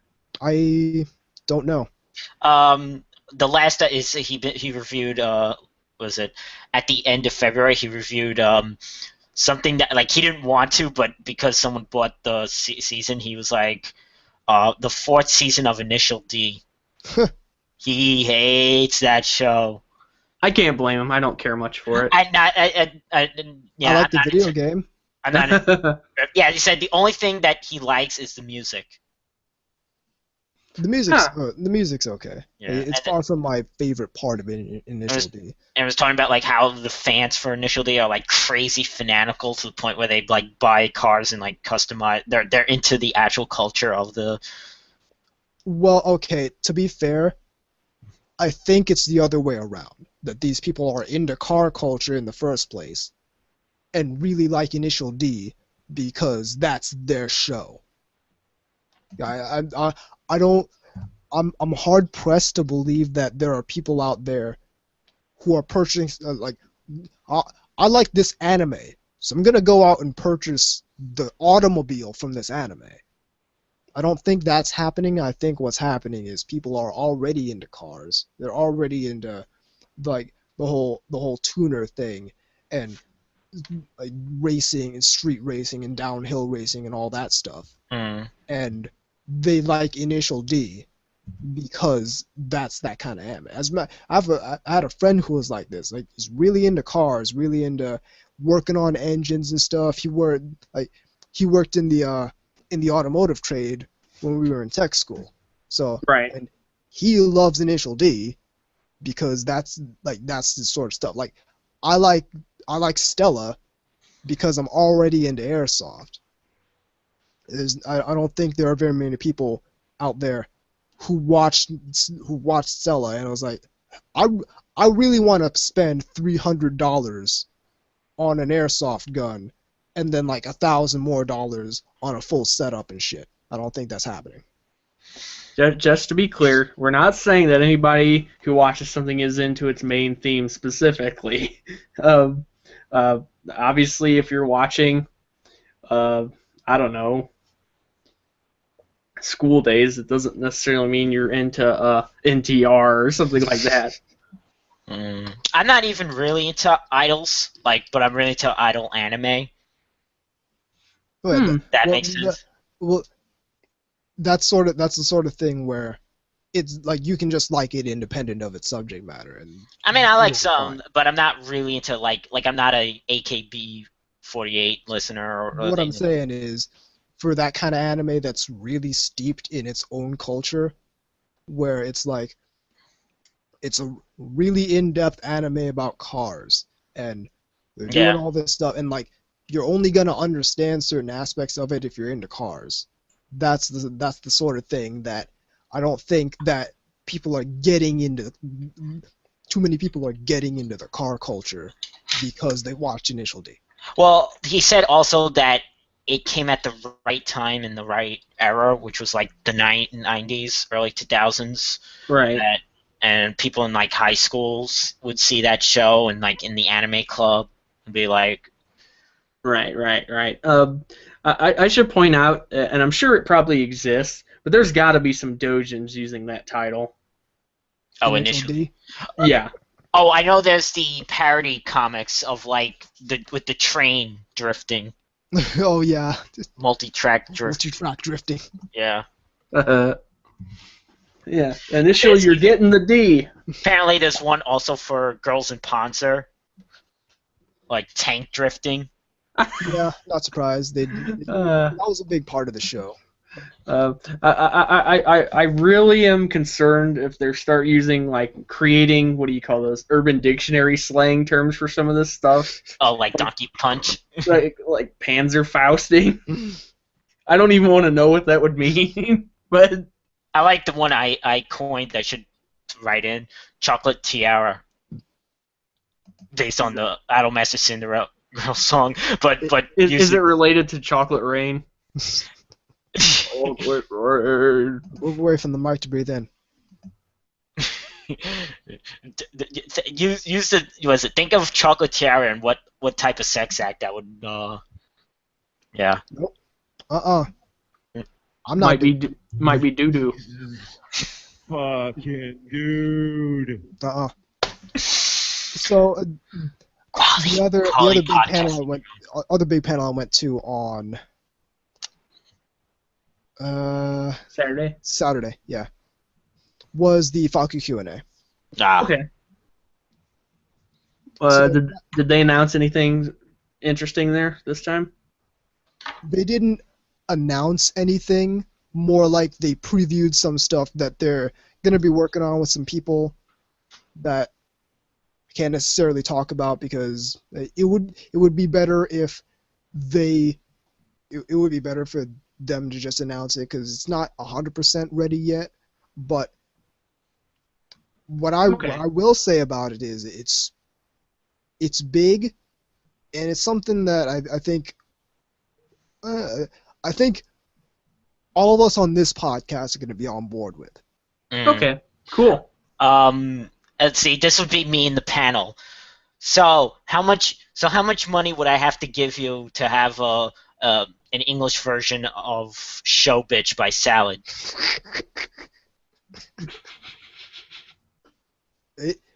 Is Salad with Wani Magazine? Because they could do that. I don't know. I know he's at like Comic LO, but that was like the show. It was like a collection of his stuff from Comic LO. Speaking of funnily titled smut, do you remember Slut Girl? Yeah, that's I know. I never read it, but I know of it. Yeah. Holy shit, you should. It's funny as shit. I also remember the one. Oh shit! What was the one? Oh shit! I remember that there was one. Man, I can't remember. But it had the cover had the girl in the shower. That was and it was like the older woman hitting on the younger guy. Now ringing a bell. Yeah. That's a little too vague. Yeah, I can't remember what that was. You're describing like 35 different hentai manga here. Yeah, exactly. Off the top of my head, even. Anyway, okay. What kind of cool stuff did you get? So, what I got was where to start. I'll start with the figures. So, the Horizon figure, technically not con loot, but I'm gonna count it anyway just cause. Yeah, why the hell not? So I got the Horizon figure. I got this Sega Saturn girl figure from cool. From Sega Hard Girls, an anime I have not watched, and the only reason I got this figure was because one, it's a really nice figure, and the character design is nice, and two, how is Time Enforcer Anubis gonna stand in front of a Sega Saturn girl figure and not purchase it? So close your eyes for a second and envision a world in which that doesn't happen. I think they also have a Genesis one. So I got the Sega Saturn girl figure. I got this nice Rias figure. It's the Yabuza from the ending animation. Oh yeah. I like that. Yes. Very nice. Partially cast offable, which is always nice. Yep. I got a 1/144 scale Hyzak, which I built in Sunday in the room. Yeah. I can just see you there. Well, we're waiting for some such. I'm gonna work on this. Well, yeah. So what happens in the hotel room is we'll go back and we'll just chill out. On I think it was Saturday night, we ordered this massive thing of hot wings. And we're all just sitting around these hot wings, watching Gundam Unicorn, and eating all these hot wings. Hot wings and Unicorn. Well, yeah, I played Gundam Unicorn. I played the first episode of Gundam the Origin. People were really pumped about that. Yes. And the last figure I purchased, and I purchased this like literally at the 11th hour, in the last 2 minutes of the dealer room being open. This character is Noemi Ito from the show With You. Mm-hmm. Pause there because I had to look at the box because I don't actually know who this character is or what game she's from. Yeah, I never heard of that. Because look at this maid dress. Yeah, it does look really nice, though. Like, absolutely irresistible. I don't normally go for figures of characters I don't know. I can't look at this and pass this up willingly, especially for the price I got it, like $65, and yeah, no, I'll pay you that much for it. Yes. Well, everybody knows you have a thing for maids, which absolutely I get that. That's like how years ago, like I have a figure of the girl from the show that I never watched, called Burst Angel. Oh, okay, I've heard of Burst Angel. And it's the lowly one with the twin tails. Mm-hmm. And it was just marked down like crazy cheap. I think I bought it for $10. And it was like I buy it for $10. Damn. I think I bought it for like 10 or 15. I think it was originally like, I don't know, it was like a lot originally. But I took that, so it looks really nice. Yeah, so another thing I got, and like this was nestled in the corner. I don't know how I ended up being the one finding it. It was like nestled in the corner of this booth. Wasn't really.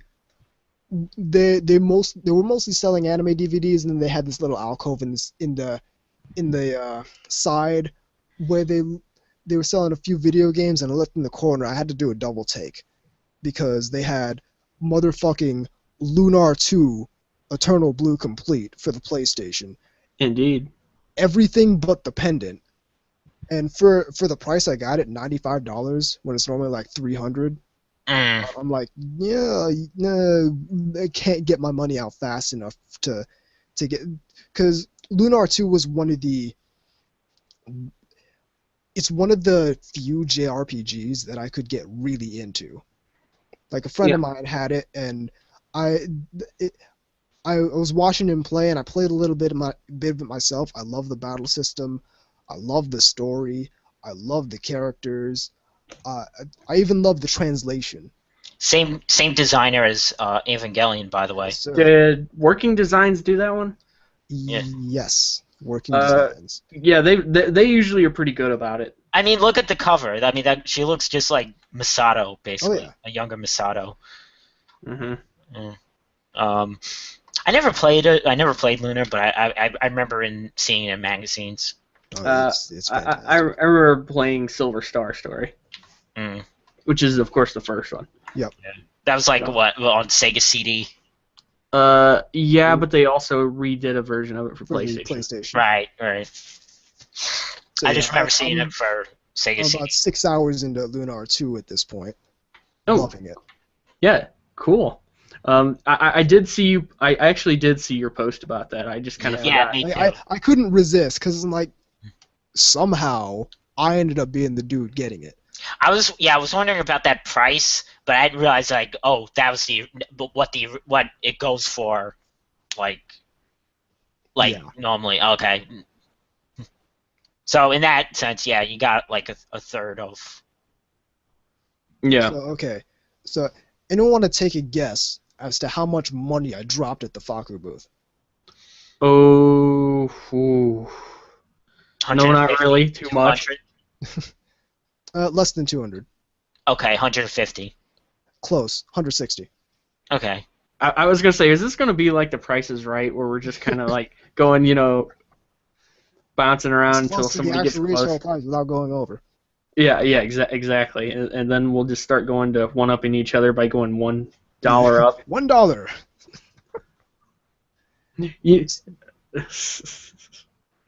So I picked up Welcome to Tokuhara Apartments by Kisaragi Gunma. Mm-hmm. I picked up the Job of a Service Committee Member by Kiyoshiro Inoue.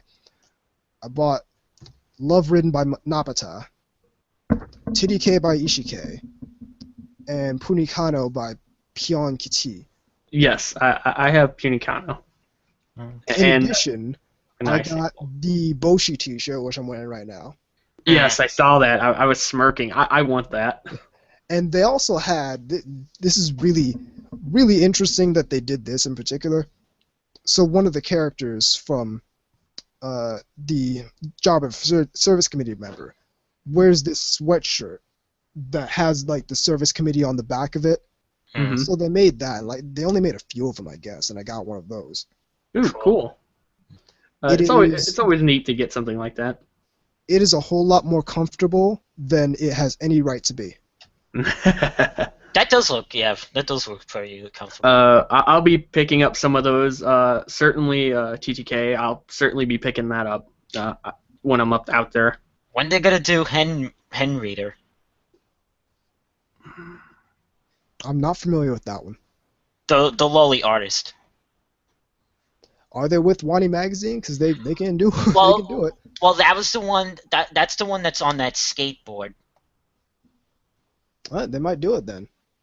Because I remember them, like when I heard them about when they were on A&N Cast, and that was one of the artists that they were talking about doing. Mm-hmm. Was Hen Reader.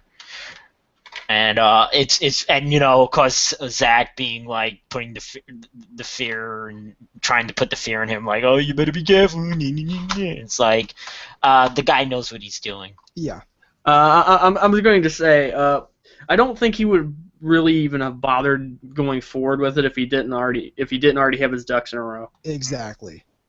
You know, that shit's just fear mongering. Yeah, I tell you right now, if he goes with that, I will pick that up sometime down the line. So, excuse me. So, alrighty, that's cool. I guess their booth is probably beginning increasingly bigger. Yeah, the booth is it hasn't gotten bigger, but there is more stuff. Right. So okay. They had all the books laid out. They had all those skateboards laid out. They had the stacked things with all the T-shirts in them and all that stuff. Mm-hmm. Yes, I'm sure they had the other Boshi thing too. Which one is that? Because I don't remember. Well, they had the posters. At least I know. If you know what I'm talking about. No. Oh, okay. Never mind then. If you don't actually know what I'm referring to. There's a couple of these posters that they have from him. And I could have sworn there was another T-shirt too, but huh. There might have been. I don't particularly remember. Okay, well, whatever. Cubit III in the IRC mentions the Comic Book Legal Defense Fund, and as far as I understand, Faku and the Comic Book Legal Defense Fund are close partners. Oh, that's good. I've donated to them in the past. When the Hanley thing went on. Yeah. Still haven't heard anything about him anymore. I don't think we're going to, really, to be perfectly honest. Deep in the concrete maze that is Iowa. One man. Yeah. I found the figure that I was talking about from Burst Angel. Yeah, her name is Amy, and original price was 4,800 yen. So almost like $40 to $50, and I bought it for like $10. Yeah, that's not bad at all. Yeah, and it's actually almost like a cast off, even though she's not nude, but it's like you take the belt part off, and yeah.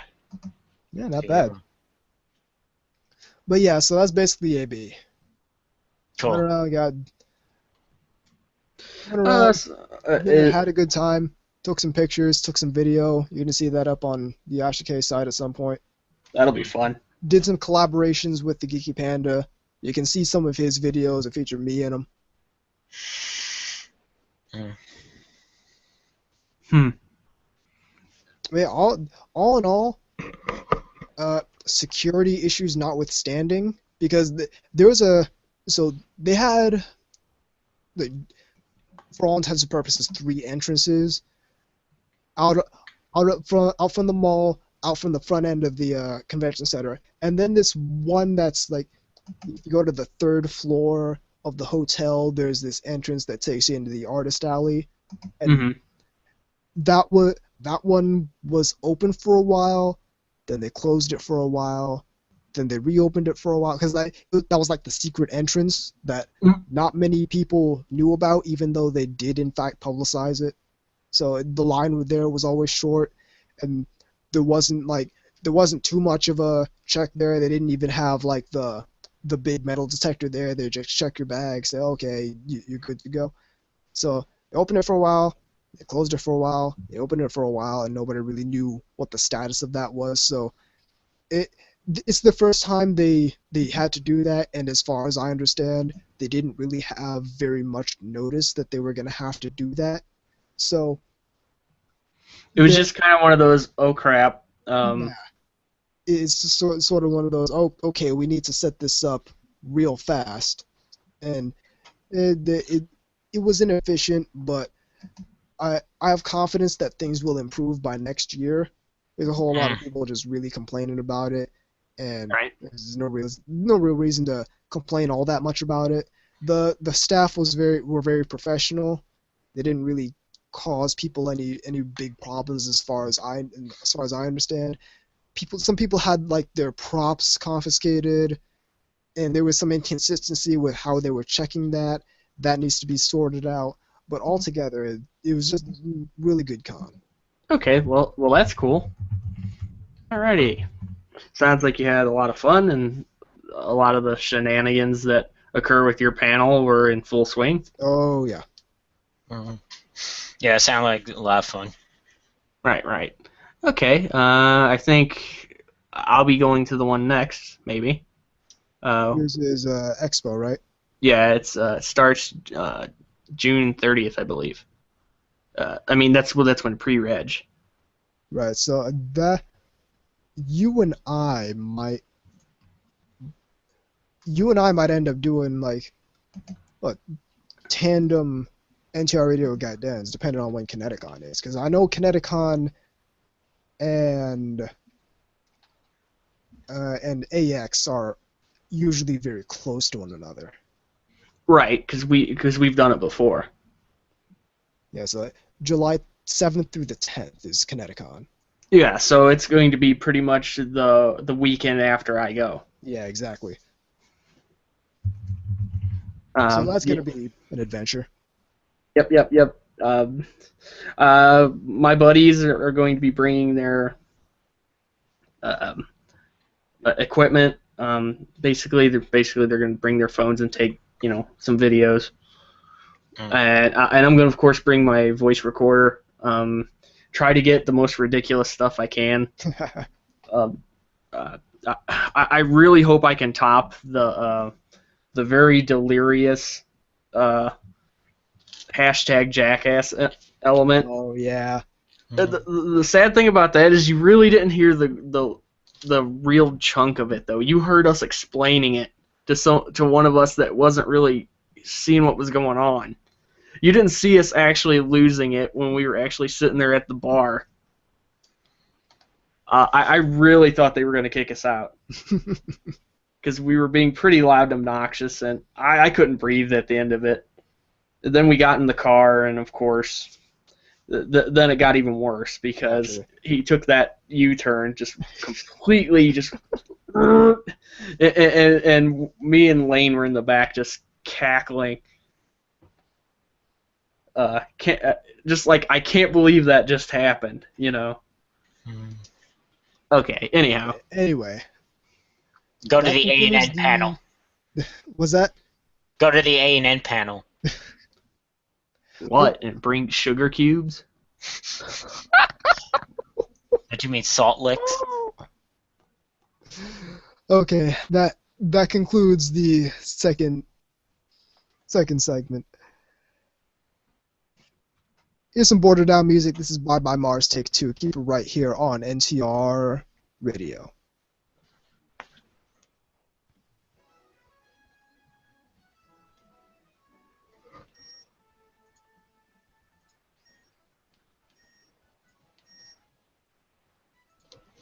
That's right. Damn, my thumb is hurting, man. I should take a picture of it. Just have like I injured myself, you know. I love this for Panda piece. Lesbians discuss bread.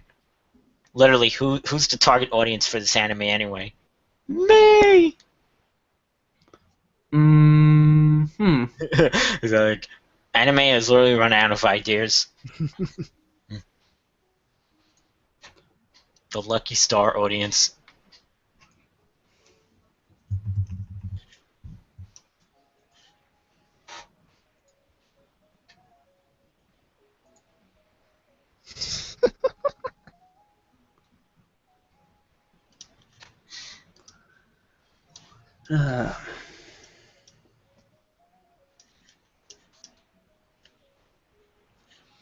See, that's what we got to call this episode. Anime Boston. Woo! If you can vocalize that somehow. Anime Boston. That's right! That's right. I should get that as a drop-in. We was Kangs. We was Kangs and shit, yo. Ah, yes. But what do I know? I'm just an albinoid. Speaking of horrible things, there was a 92-year-old Holocaust survivor that some jackass was ranting and raving that they have white privilege. I'm like, wow. I really wish that person could smack him upside the head.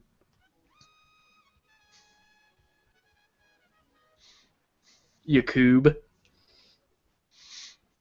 Wasn't that that guy's name?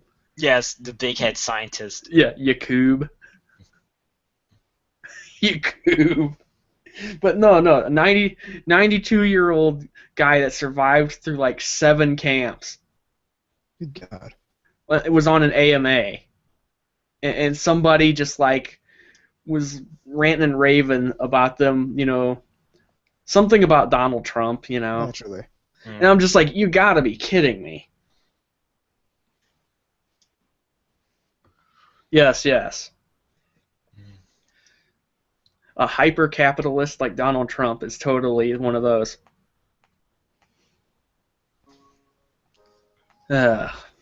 People.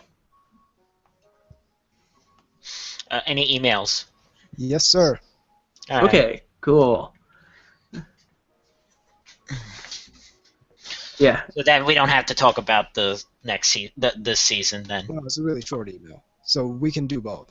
All right. I honestly haven't looked into the new stuff a whole lot, so. No, I need to bring up Andy Short. Yeah, I definitely would. I'm kind of set like what I'm watching more or less. But that's a good idea. I'll go ahead and bring it up. The Adventures of Yakub. Yakub. I can almost see that being a frickin' Saturday morning cartoon. Just like some kind of Dr. Wily-esque character.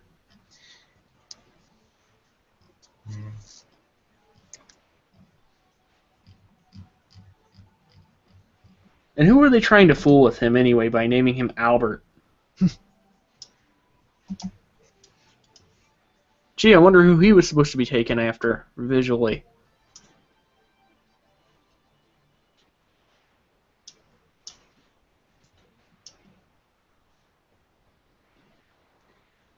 Cube 83 mentions Planetarian. I remember a visual novel being named that, but I'm not. I'm wondering if the anime is based off of the visual novel, or if they're two separate things. Hmm. All right, ready on third segment. I am indeed. In 3, 2, 1. Welcome back to NTR Radio. For the first time in a long time, we have mail. Incoming message. This one's coming in from Drawing Girl 94. Hello, NTR Radio. In your opinion, what would be the best and worst anime characters to be stranded with on a deserted island, and why? Oh boy. Gonna have to think about that one for a minute. Worst, either Ayase Aragaki or Sakai Seonji, because they'd just be the fucking... Probably more Ayase, because she'd just be the most annoying shit ever. Chitoge. Chitoge.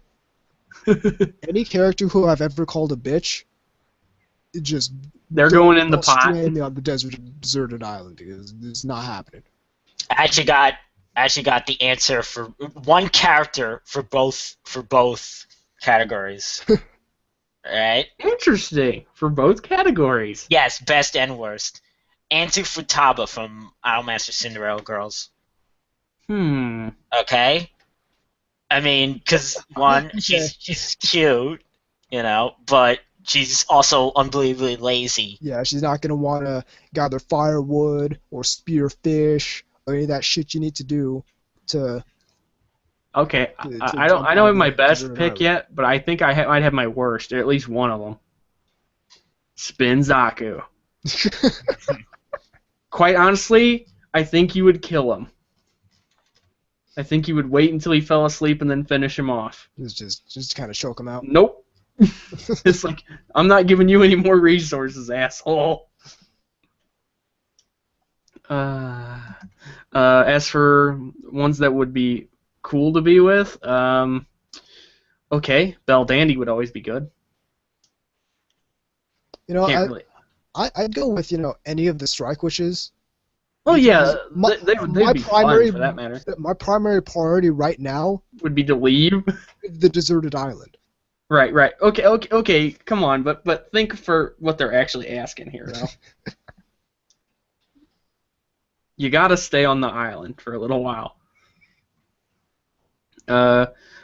Now, this would probably be a bad idea, but from what we've seen, it would be pretty cool to be there with Esdeath for at least for a little while. Oh, look, there we go. Because there actually is an episode like that. Granted, she might kill you, but then again, you wouldn't have to deal with the island anymore either. There you go. It's like, as soon as you get sick of it, she's gonna kill you anyway. Just say something like that'll royally piss her off. Yeah, and, exactly. You know. I think being stuck on a deserted island with Haruhi Suzumiya would be at the very least interesting. Yeah, I could go with that. You know, she'd make some, like, she'd just think of some shit that can happen on a deserted island. All right. Let's not look at it like we're trapped on a deserted island. Let's look at it like we're on safari. Yeah, exactly.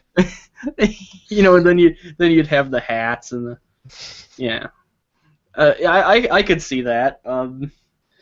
Other interesting people to be trapped on the island would be Hiro Yui, because he could get you off of the island. There you go. Hell, he'd probably swim and get you a boat. Oh, there you go. One of the Kantai Collection girls. Yeah, there we go. Shimakaze. Just hop on her back and leave. Yeah, Shimakaze. Speaking of Shimakaze, I forgot to mention this on the when I was doing my con loot. I have a Shimakaze wall scroll now that I got at one of the booths in the Oh yeah, I saw that. Yeah, they were selling a whole bunch of like art books and wall scrolls and stuff from people people on Pixiv. So they had this a book full of Kantai Collection illustrations, all full Love Live illustrations, all that kind of stuff. Toho, all that kind of stuff. You know who would also be a really, at least would be a fun character to have? Would be Mako from Kill la Kill. Yeah, she'd be interesting in the very least. At least if you needed entertainment while you die.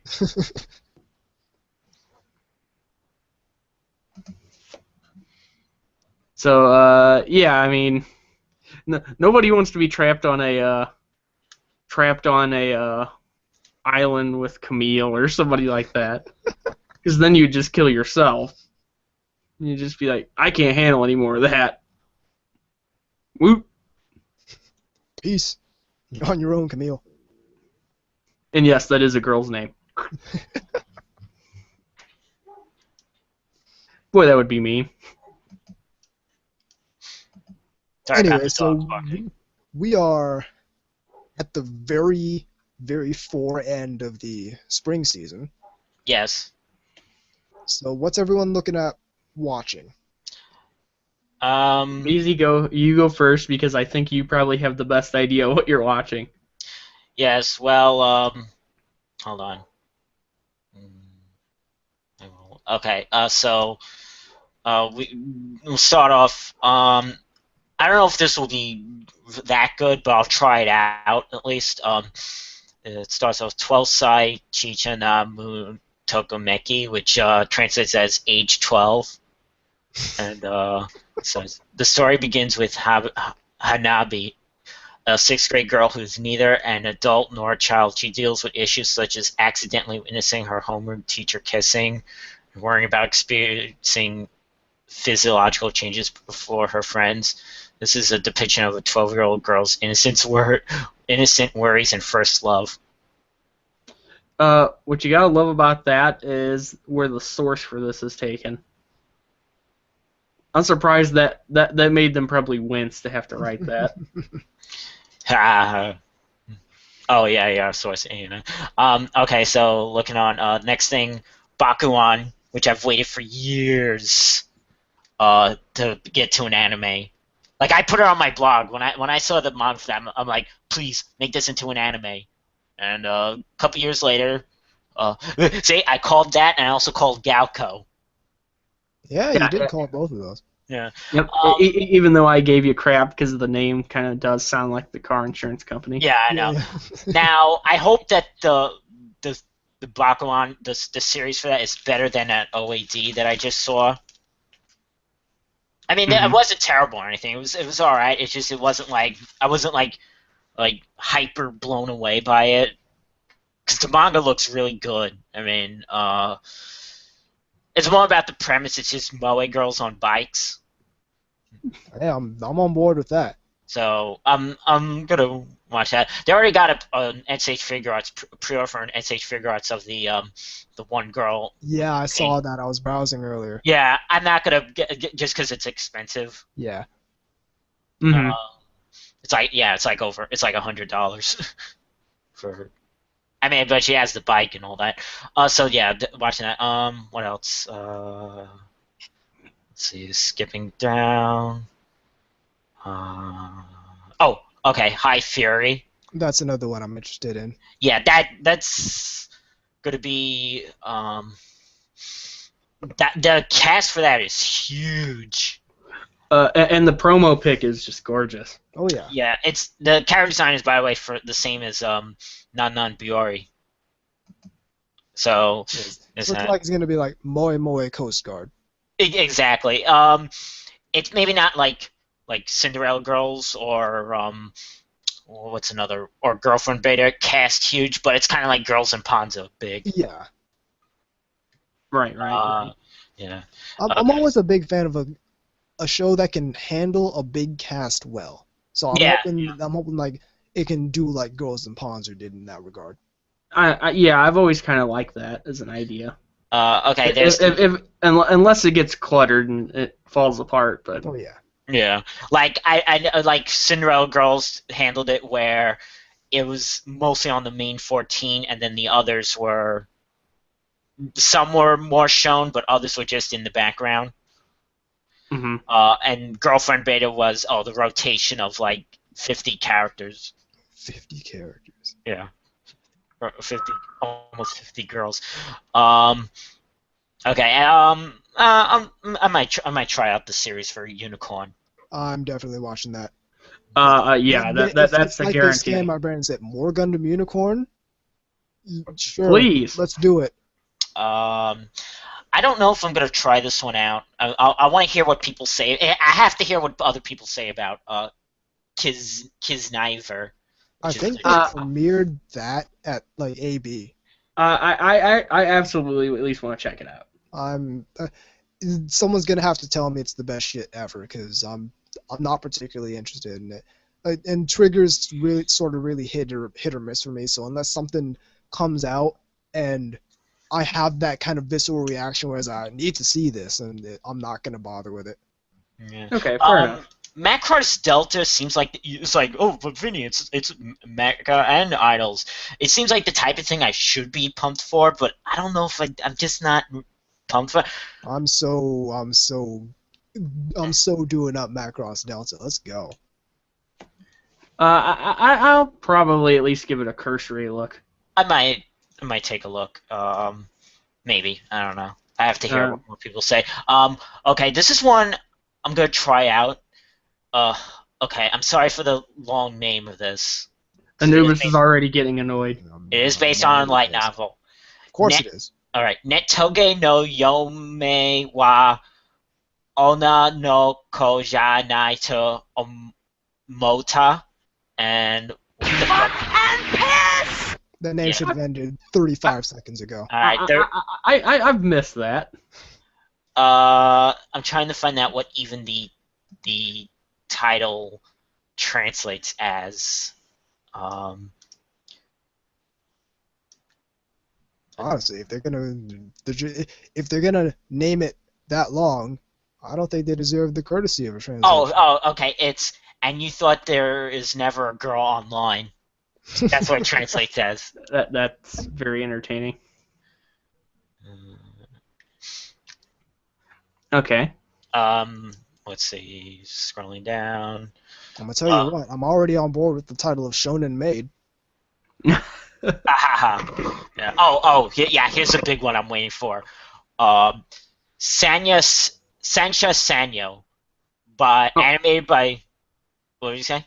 No, I was. Go ahead. Animated by Doga Kobo, and it's from the mangaka of Engaged Unidentified. Yeah, that one I'm definitely gonna try out. Also, the manga for that, like I looked through some of the manga for that is really like old. It's like from 2004. Damn. It's 2004 is old now. And I looked at like the art for like at least the early manga. It looks pretty much like 2004 art. And it's like the style that they're using for the series is like light years ahead from that art. Okay. I'm not gonna watch this, but a lot of people are kind of pumped just for both the name and the concept. Super Lovers. Yeah, that's basically a Shota Yaoi thing. Well, I mean, I guess I might try it out. I mean, yeah, Fujoshi Currency. Yeah, exactly. And the last for full-length series that I'm gonna check out is Unhappy by Silverlink. Oh, but I should mention it's Unhappy and then a musical note.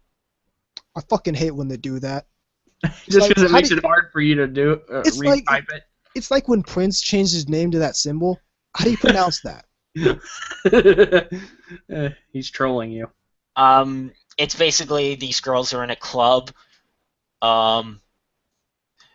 a minute. Stories in class 17 of blah blah blah academy, where all the students with bad karma or misfortune seem to have gathered. Harabri, a student in the class, meets the unlucky Hanako and the apparently unhealthy Boten on the first day of school, and together they try to find a way to turn their school life into a happy one. Yeah, so it's basically all these girls that are like have just bad luck in a group together. Right. One that I thought I saw some stuff for earlier was Sousei no On Myoji. Sorry. Yeah, I see. I seem to remember seeing some stuff about that looked kind of interesting when I actually saw the images. Yeah. Let's call out the anti-Moe. What anti-Moe brigade bait is here? Well, we got several here. We got Well, they'll defend super lovers just because. Boku no Hero Academia. Which a lot of Funimation, people are already talking about that. Funimation is plugging the fuck out of that. I bet. I keep getting emails, and it's like, it's like, okay, yes, I get it. I don't care. Thank I can see you. It's like the guy. It's like the Jehovah's Witness that won't leave you alone. Bungso Stray Dogs. Yeah, that looks kind of. Maybe that looks kind of. I don't know. Anti-Moe Brigade. Oh yeah. The what's it? Attorney Ace Attorney. I don't really see that as anti-Moe Brigade bait. It's just like it's the Phoenix Wright anime. Yeah, I'm hearing it's not very. I'm hearing it's not produced that well, even though it's A1 Pictures. Huh. Or they're saying it's like just doing straight exactly like the beginning of the game. Joker game. Yeah, that looks. In 1937, before World War II. But yeah, that sounds okay. That sounds really okay. Oh, and of course, yeah, JoJo's Bizarre Adventure. Naturally. Diamond is Unbreakable. If you wanted to make a porn parody of that, you could call it Hyman is Unbreakable. And as far as shorts go, well, Panda Peace, I already said. I'm really sure. It's both unfortunate that's that short, but I looked forward to that, and that was really cute. It's exactly what I expect it to be. It's just cute girls, and they're really into bread. That's it. Whereas you've got Bishoujo Yugi Unit Crane Game Girls, which is by Kiyotoma, and it's basically just what it says. 3 girls, you know. Yeah, I also checked out, like I said, Space Patrol Luluko. Yeah, okay. They're shorts, so if they're not up to par, it isn't gonna kill me. Yeah, exactly. Be like, eh. Yeah, and that's about it. Okay. Excuse me. Yeah. Then let's see. You've got some specials. There's another Girls in Panzer OVA. Yeah. Let's see. You got that Gundam The Origin coming out. Yep. I'll be all over that. Under the Dog is finally coming out. Yeah, that's... Yes. And only 9 years before the actual date that it takes place in the thing. I'm just gonna keep an eye on it to see how people treat it. Oh, Under the Dog? Yeah. To see if people continue to support it after the fact. Yep. Okay. Anything else you guys are looking forward to, or? As of right now, it's pretty light. But if somebody, says, "Hey, check this out," and there's somebody I actually will listen to in that capacity. Circle Geek actually got at me earlier with a screenshot of a character that I already like, and that's apparently from Mayo Giga, also known as Lost Village on Crunchyroll. So I'm not sure if that's. I'm about to look at that. If that's something that's. Yep, that's something that's airing this season. So I'm gonna have to possibly take a look at that. But otherwise, that's about it. Unless someone comes out and says, "Me, Anubis, you really need to watch this show." Yeah, really I'll be that guy. I'll be that. Yeah, I have a feeling that Sanyo is gonna be really funny. Oh yeah. I just. It's. When you say that, after looking in that exact row, what's interesting, and Anubis will probably understand what I mean by this. If you look at regarding Zero Kara Hajimeru Isekai Seikatsu, yeah, it has almost the same kind of visual quality that No Game No Life does in terms of color palette. Almost, not quite. There's a lot of I'm darker sort of kind of seeing color. Yeah, although it's not done by them, it's done by White Fox, the same people who did Akame ga Kill, I believe. And Gochiusa. Yes. Yeah. So, What show is that you're talking about? It's down there. Hang on. It's I'm not saying that again. Yeah,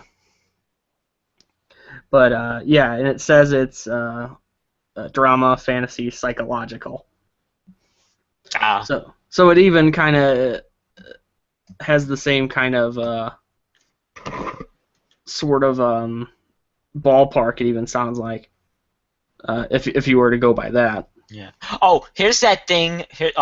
I'm not gonna watch this. I'm gonna really have to hear other people talk about it. Ko Tetsujo no Kabaneri, which is that thing that they somehow thought the character designer Haruhiko Mikimoto to do this. Yeah, but when I describe what it looks kind of like a steampunk version of Attack on Titan. I mean, if he was doing something sci-fi, I'd be all over it. It's sci-fi, but it's like steampunk sci-fi. But I'm talking sci-fi like space and shit. Well, that's what it's like. Why didn't they get him to do the new Macross? Can we have Space that? as in Spaceballs? No. Oh, you know they're gonna do another Spaceballs. I wish they wouldn't. But Mel Brooks is going to direct it. I still wish they wouldn't. They need to lay that one alone. Well, on the one hand, I agree with you. On the one hand, here's two things why it could possibly be good. Here's two reasons. Because there's new Star Wars movies for them to take. Exactly. Yeah. Because if they're gonna do now's the time to do.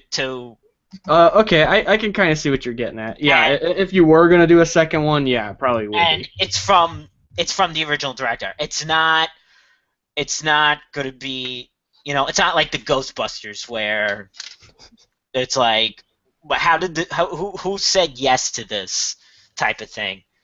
Nobody wants that new Ghostbusters. I can think of a couple people who do, but nobody that matters. Yeah, exactly. Yeah, nobody wants that Ghostbusters, really. It's like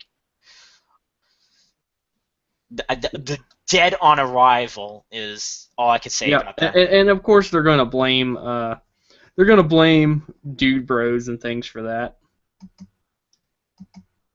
You know that's gonna happen. Of course. Anyway. In any case, that's the show. The email address is ntrradio.gmail. God, Start why? Why am I so bad? The email is ntrradio@gmail.com. The website is she'slostcontrol.net/ntrradio. Check out VZ's stuff at vzmk2moemekagatai.wordpress.com. Check out Otaku Midnight. They're really good. Also check out the Bakagaijin show, because they're really good too. Check out Nyan the Magazine. The May issue drops May 1st. Check out my review of that Robot Damashi I just Crossbone Gundam X2 Kai. Check out VZ's Crossbone Gundam X2 Kai review. Yeah. I'll give you a little preview of what I've been writing for Nyan the Magazine, just to give you a little teaser of what kind of articles you can expect from me. So I got the cover of Nyan issue May 2016 here, and here's the little blurbs I got on the cover. The myth of Proto-Moe, how cute girls have always ruled anime. Stop dating tsunderes, where most harem anime protagonists get it wrong. And anime clubs, repurposing the age-old standby. So you can find all of that in the May 2016 issue of Nyan the Magazine, dropping May 1st. Proto-Moe. What a dumb concept. So you can read all about how I think that concept is dumb. Because don't you know, Lucky Star started Moe. Hey, in some people's eyes it did. They're stupid, but yeah. It's dumb. Check out iyashike.moe, because the stuff that's posted there is really good. And I'm Tom Forster Anubis. And I'm Gaiden. I'm K-Gods. And I'm Albinoid, VZ Mark II.